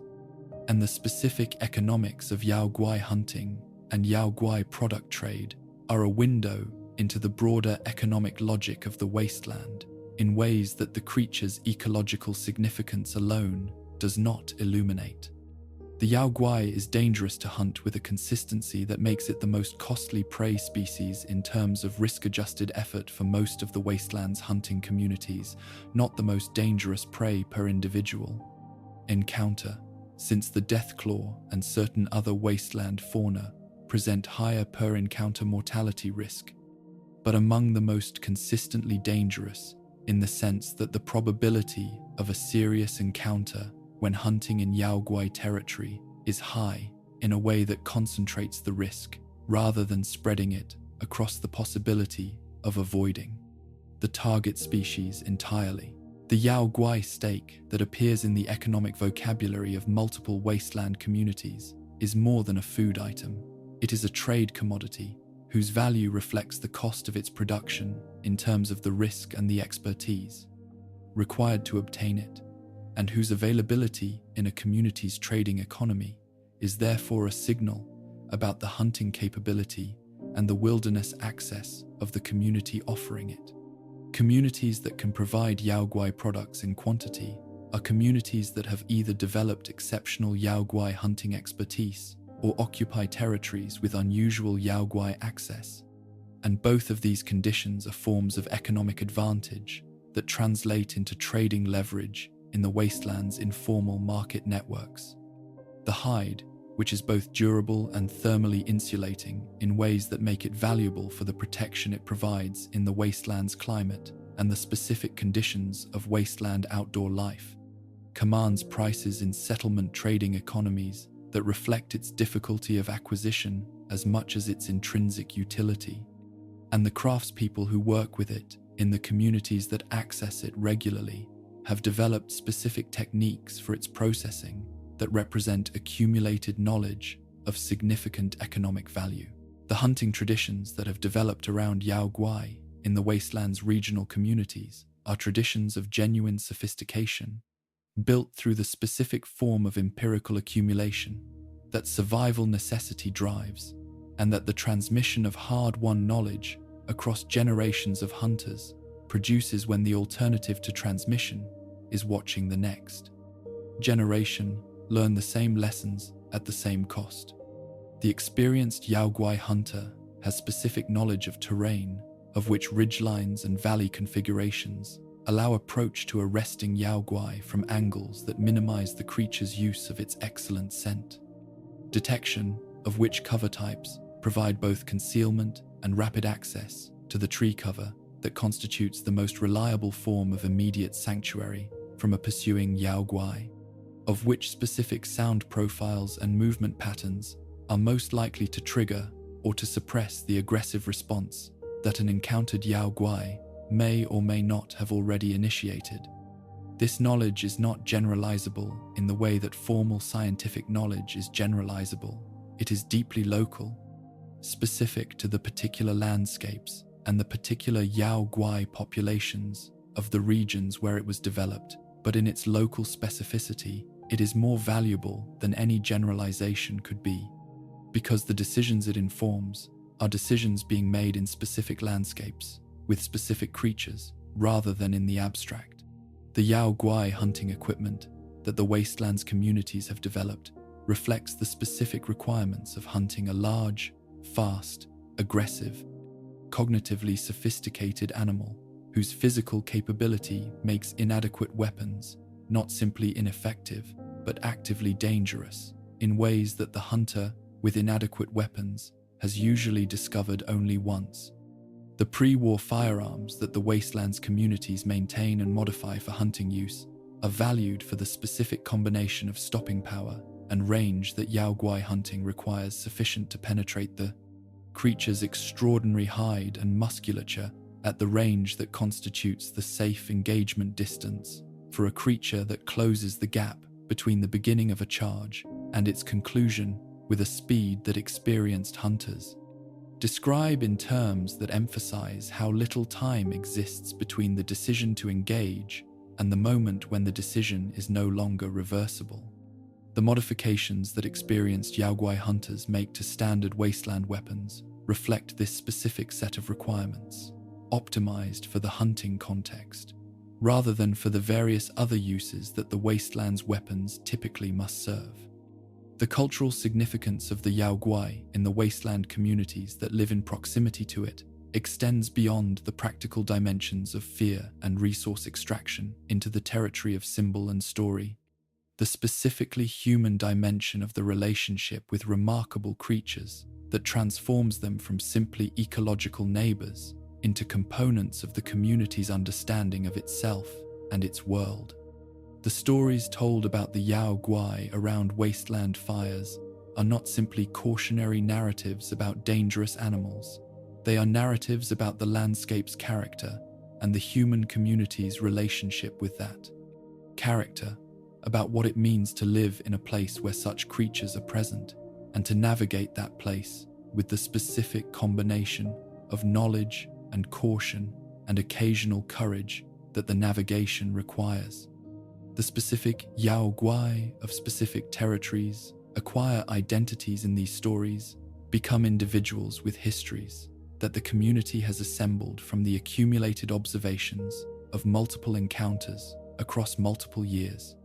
accumulate reputations that organize the community's planning around their specific known characteristics. The white bear, the albino Yao Guai, whose rarity makes each documented individual a specific narrative event rather than a category of encounter, occupies a particularly significant position in these community narratives,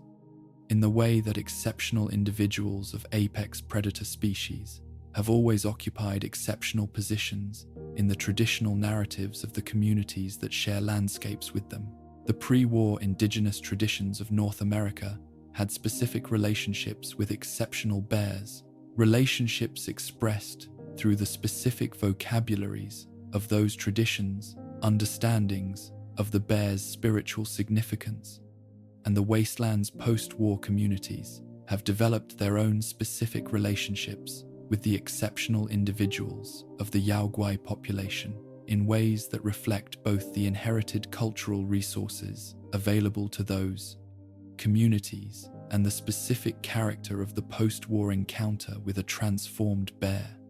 The white Yao Guai is not simply a more dangerous version of the standard creature in the community narratives that preserve its specific encounters.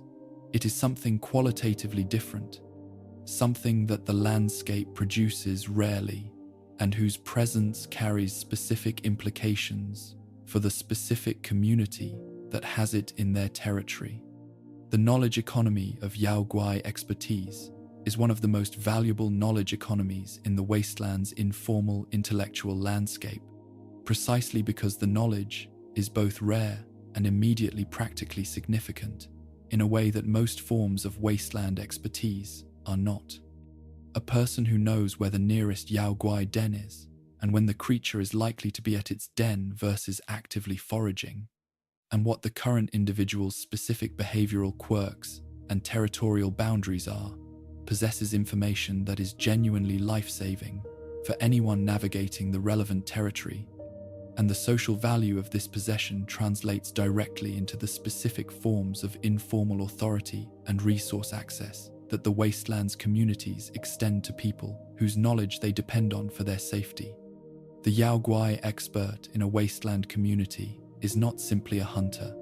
is a repository of specific environmental knowledge whose breadth and accuracy the community has learned to trust through the accumulated evidence of decisions,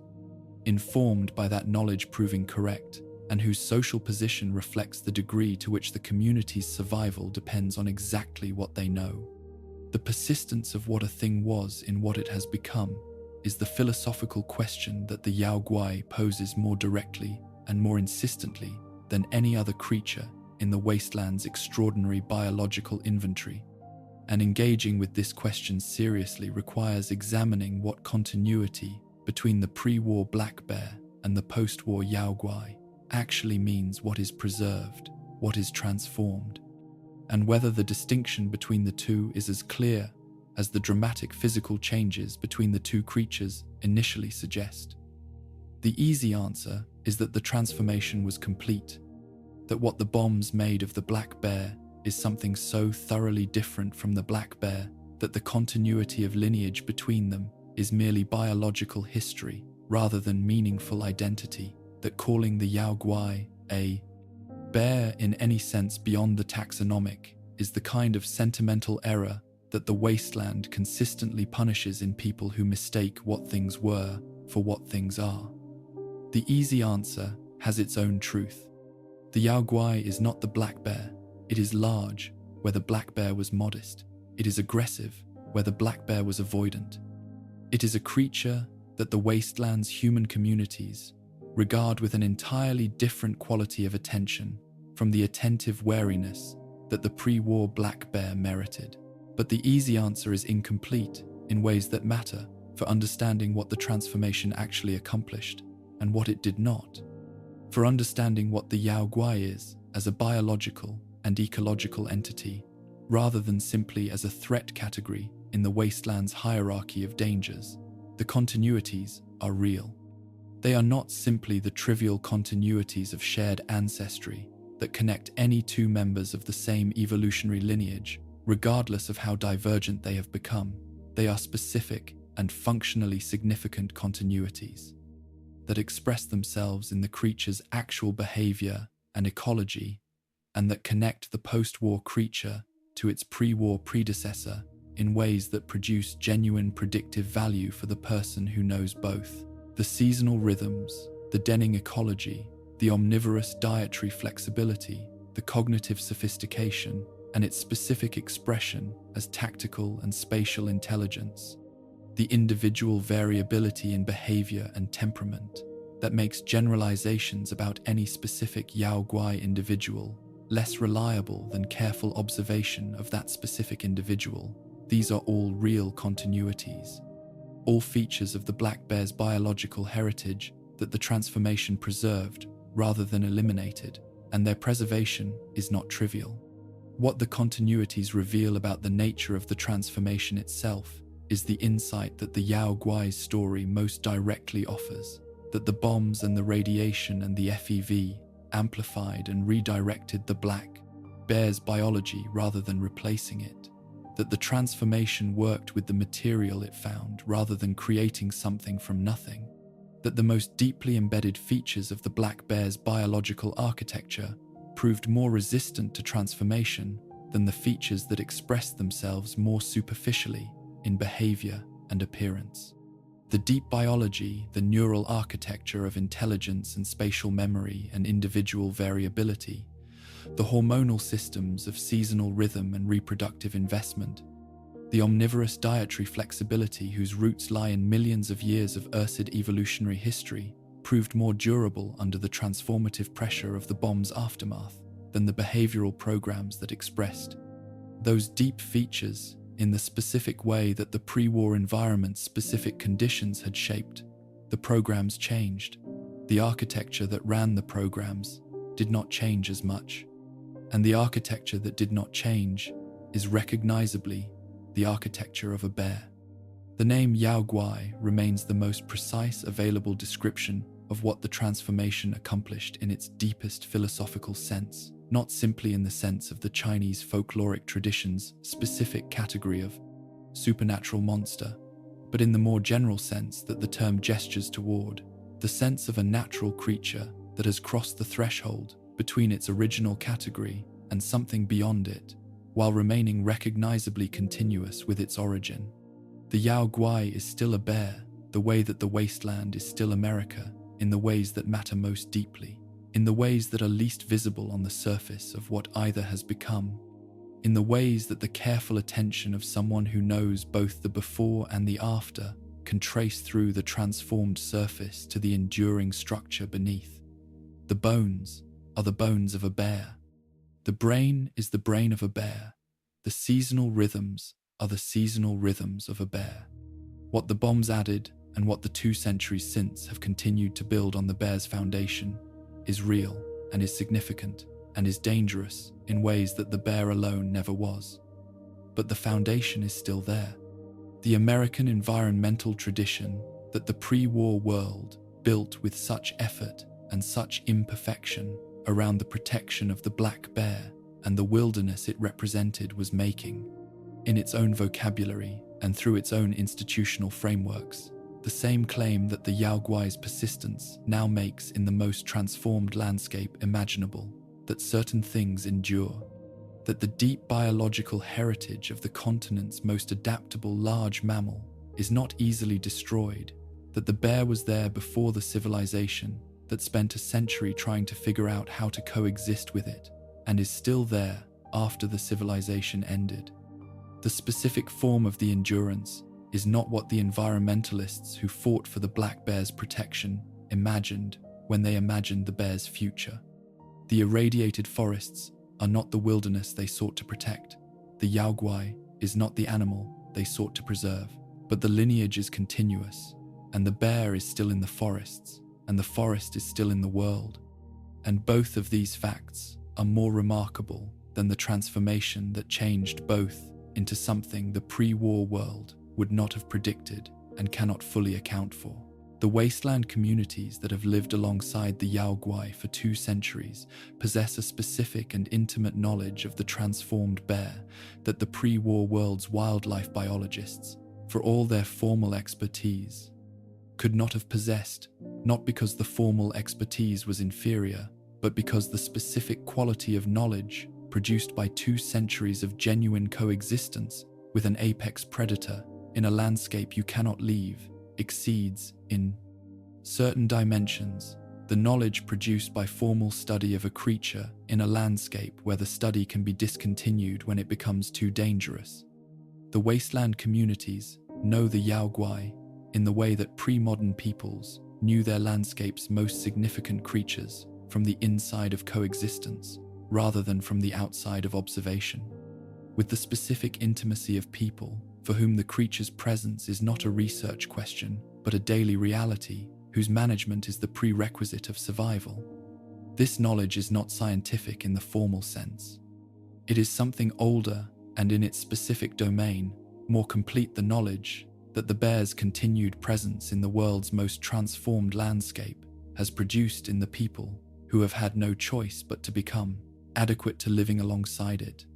The geographic distribution of the Yao Guai across the Fallout universe's North American setting is a distribution whose full extent the available documentation only partially maps. Because the franchise's geographic scope, comprehensive as it is across the specific regions it documents, covers a portion of the continent whose total area is small relative to the full range that the black bear inhabited before the bombs fell, and that the Yao Guai's transformation has presumably followed in the ways that large mammals' ranges typically follow their ancestral species' ranges when the environmental conditions that established those ranges persist or are transformed into conditions that the descendant species can exploit. The regions directly documented across the franchise's games, the capital wasteland of the Mid-Atlantic, the Commonwealth of Massachusetts, the Mojave Wasteland of Nevada and its surroundings, the Commonwealth territories of the East Coast, the Appalachian Wilderness of West Virginia, represent a sampling of the much larger geography that the black bear called home, and inferring from this sampling what the Yao Guai's presence in the undocumented portions of the continent might look like requires thinking carefully about what the documented population's specific characteristics suggest about the species' fundamental ecological requirements and about which post-war landscapes would and would not be expected to meet those requirements. The black bear's pre-war range was, at its most expansive, essentially coextensive with the forested portions of North America, from the Arctic tree line to the subtropical forests of Florida and Mexico, a range whose specific configuration reflected the species' fundamental dependence on forest cover, combined with the cognitive flexibility that allowed local populations to adapt to the enormous variety of forest types that the continent's climate gradient produced. The post-war transformation that produced the Yao Guai from the black bear did not obviously eliminate the ecological requirements that the range dependence on forest reflected. The creature still needs cover, still needs the combination of foraging, habitat, and territorial space that forest environments typically provide in greater abundance than open landscapes, still organizes its territorial behavior around the specific features of the forested terrain it inhabits. The implication is that the Yao Guai's post-war range is probably broadly similar in its general configuration to the black bear's pre-war range, concentrated in the forested portions of the continent, whose post-war condition more disturbed in some respects,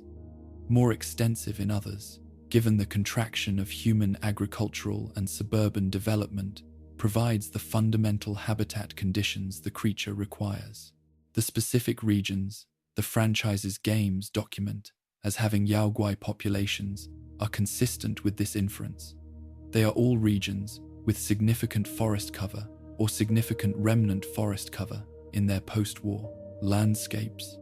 and the pattern of their documented Yao Guai populations shows the highest densities in the areas of most extensive and most continuous forest, and the lowest densities in the more open or more heavily ruined landscapes where forest cover is fragmentary. The extrapolation from the documented regions to the undocumented ones suggests that the dense forests of the Pacific Northwest, whose pre-war black bear populations were among the most significant on the continent, almost certainly support significant Yao Guai populations in the post-war period forests, that the specific combination of maritime climate and the Pacific Coast Range's topographic complexity maintained in post-war conditions that the franchise's games have not yet directly explored, but that the ecological logic of the black bear's range history makes predictable as Yao Guai habitat. The forests of the Rocky Mountain West, the Great Lakes region, the Ozarks, the entire sweep of the eastern deciduous forest from the Gulf Coast to the Canadian border, all of these are regions where the black bear's pre-war distribution established populations that the Yao Guai transformation presumably continued in the specific forms that each region's specific post-war environmental conditions produced. The areas where the Yao Guai's presence is less certain, the Great Plains, the desert Southwest, The urban cores of the major metropolitan areas are areas where the black bear's pre-war distribution was already limited by the absence of the forest cover that the species required.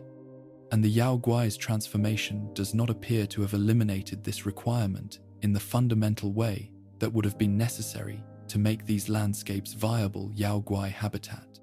The Mojave region, documented in Fallout New Vegas, is the franchise's most open and most arid documented landscape,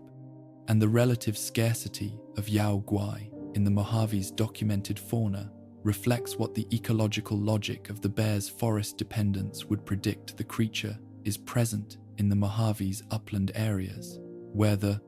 terrain and the vegetation provide something approaching the cover conditions the species requires, but absent from or very sparse in the open desert that constitutes most of the Mojave landscape. This pattern of presence in the uplands and absence in the lowlands is consistent with the black bear's pre-war distribution in the arid western regions, where the bears were documented in the higher elevation forests, while the lower elevation desert and semi-desert were effectively beyond the species' range boundary. The implied presence of Yao Guai in the undocumented regions raises questions about the relationship between the creature's post-war population trajectory in different parts of its range and the specific human activities that either suppress or facilitate large predator populations, questions whose answers in the documented regions provide some basis for inference about the undocumented ones. The regions with the most extensive human presence and the most organized human communities, the more densely settled areas around the major post-war political entities whose influence the franchise's games document, are the regions where human hunting pressure and the human community's active management of dangerous fauna have the most significant effects on local Yao Guai populations. The regions furthest from organized human settlement, the wilderness areas, the regions the franchise's games refer to as deep wasteland, or similar terms for the genuinely undeveloped post-war landscape, are presumably the regions where the creature's population is least constrained by human activity and most fully expressed in the terms of its own ecological logic. The oral mythology that the wastelands communities have accumulated around the Yao Guai across 2 centuries of coexistence is a body of narrative tradition whose specific character varies by region in the ways that all oral narrative tradition varies by the specific circumstances of the communities that produce it, shaped by the specific encounters and the specific individuals that each community's history with the creature has produced, organized through the narrative frameworks available to communities whose cultural inheritance combines the pre-war American folk tradition, the specific post-war experience of the apocalypse and its aftermath, and the various other cultural streams that the demographics of specific survivor communities have contributed to the regional cultures of the wasteland. What is consistent across the regional variations is the fundamental orientation of the mythology toward the Yao Guai as something more than simply a dangerous animal, as something whose presence in the landscape carries meaning, beyond the immediate practical significance of proximity to an apex predator, whose exceptional individuals acquire the specific kind of narrative weight that exceptional apex predators have always acquired in the traditions of communities that live among them. The individual Yao Guai that acquire names in the communities closest to their territories are the ones whose specific histories have generated sufficient narrative content to make individual identification worth the effort. The bear that has been sighted for an unusually long time in the same territory, suggesting an individual of extraordinary age and therefore extraordinary accumulated experience. The bear that survived an encounter with a deathclaw and emerged with the specific, visible marks of that encounter that made subsequent identification from a distance possible. The white bear, in whatever regional population has produced one, whose rarity and whose enhanced capability give the accounts of encounters, with it, the specific quality of encounter with something exceptional. These individuals are the protagonists of the Yao Guai mythology's most specific narratives, the ones whose particular histories the community has preserved with the detail that makes them more than generic representatives of a threat category and something closer to specific characters in the ongoing narrative of the landscape's life.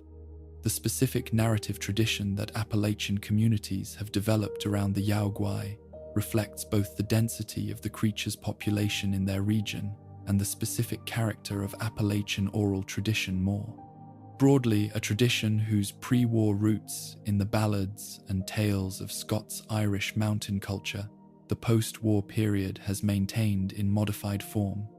adapted to the specific circumstances of post-war life, but preserving the fundamental narrative orientation toward the landscape and its creatures that the pre-war mountain tradition established. The Yao Guai in Appalachian wasteland narrative is not simply a monster to be feared and avoided. It is a feature of the landscape with the same kind of elemental presence that the mountain itself has, something whose power and whose permanence in the region give it a quality of belonging that fear alone does not fully account for.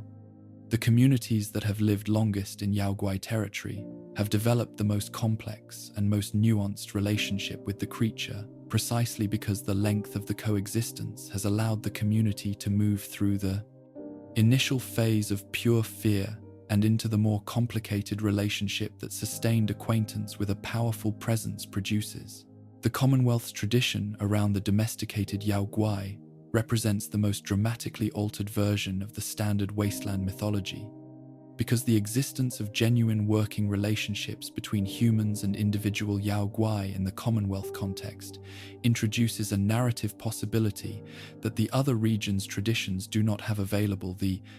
possibility of the Yao Guai as ally rather than simply as threat, as the apex predator whose power is directed outward in the service of the human handler, rather than inward at the handler as the nearest available territorial intrusion. The stories that Commonwealth communities tell about successful Yao Guai handlers have the specific character of stories about people who have achieved something genuinely exceptional, not simply survived an encounter with the previous ruses, creature in the way that skill and luck occasionally allow, but negotiated a relationship with it, established a specific personal compact, whose terms are not the terms of dominance and submission, but something more like the terms of mutual recognition that the best accounts of such relationships consistently describe. These stories are the most hopeful versions of the human Yao Guai narrative available in the Wastelands mythology, and their hope is the specific and earned hope of the genuinely exceptional, rather than the ungrounded optimism of people who have not been paying attention to what the creature is. The use of Yao Guai in combat entertainment, the arena fights that various wasteland settlements have organized around the combat capabilities of the wasteland's most formidable fauna, represents one of the stranger dimensions of the human relationship with the creature, one that illuminates the specifically post-war quality of the communities that have developed this practice. Arenas, where Yao Guai fight each other, or fight other significant wasteland fauna, or fight human combatants, reflect a community's relationship with the creature that is neither the pure fear of people who understand the creature only as threat, nor the respectful coexistence of people who have developed the practical expertise of long proximity, but something more exploitative, the relationship of people who have achieved sufficient control over the creature's movement and immediate behavior to use it as entertainment without having achieved the deeper understanding of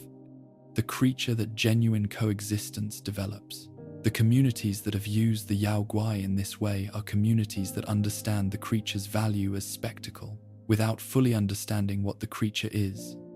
and the specific risks that this partial understanding creates, the arena escape that the containment infrastructure was not quite adequate to prevent, the handler whose confidence exceeded their actual expertise, are risks that the Wastelands documentary record has preserved in the specific accounts of entertainment arrangements that did not conclude as their organizers intended. The future of the bear in the Wastelands slowly reconstructing human civilization is the question that the entire history of the human Yao Guai relationship has been building toward. Because the relationship is not static, and the conditions that will shape its future are not the conditions that shaped its past. The wasteland of the franchise's early games, the capital wasteland of Fallout 3, the Mojave of New Vegas. The Commonwealth of Fallout 4 is a wasteland in the process of the earliest stages of reconstruction,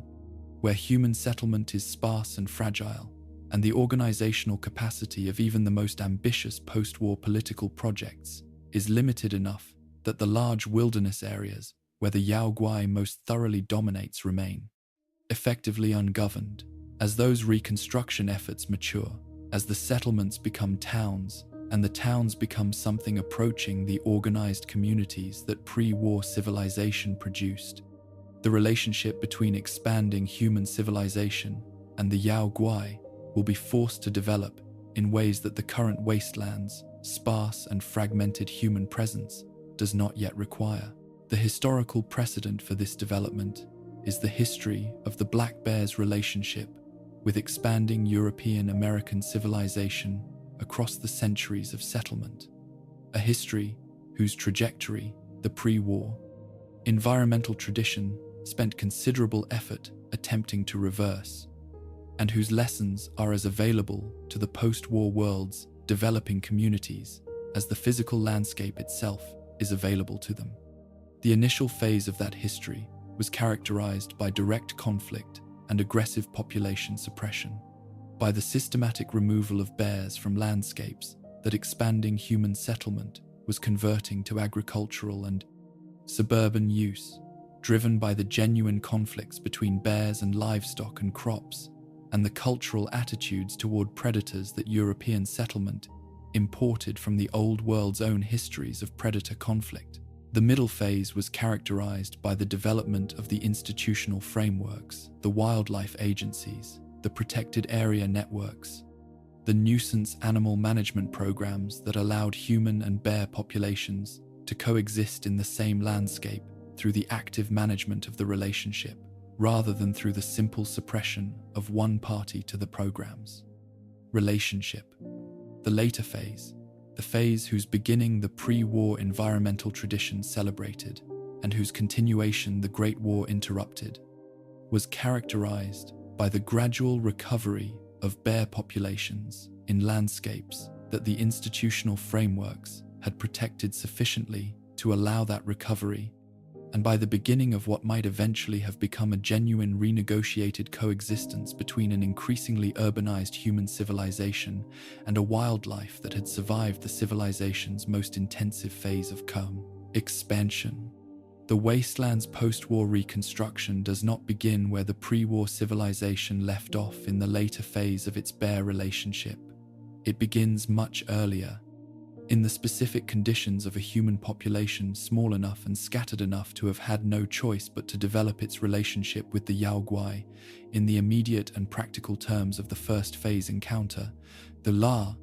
encounter between an expanding human presence and an apex predator, that the expanding human presence had not yet developed the institutional frameworks to manage at scale.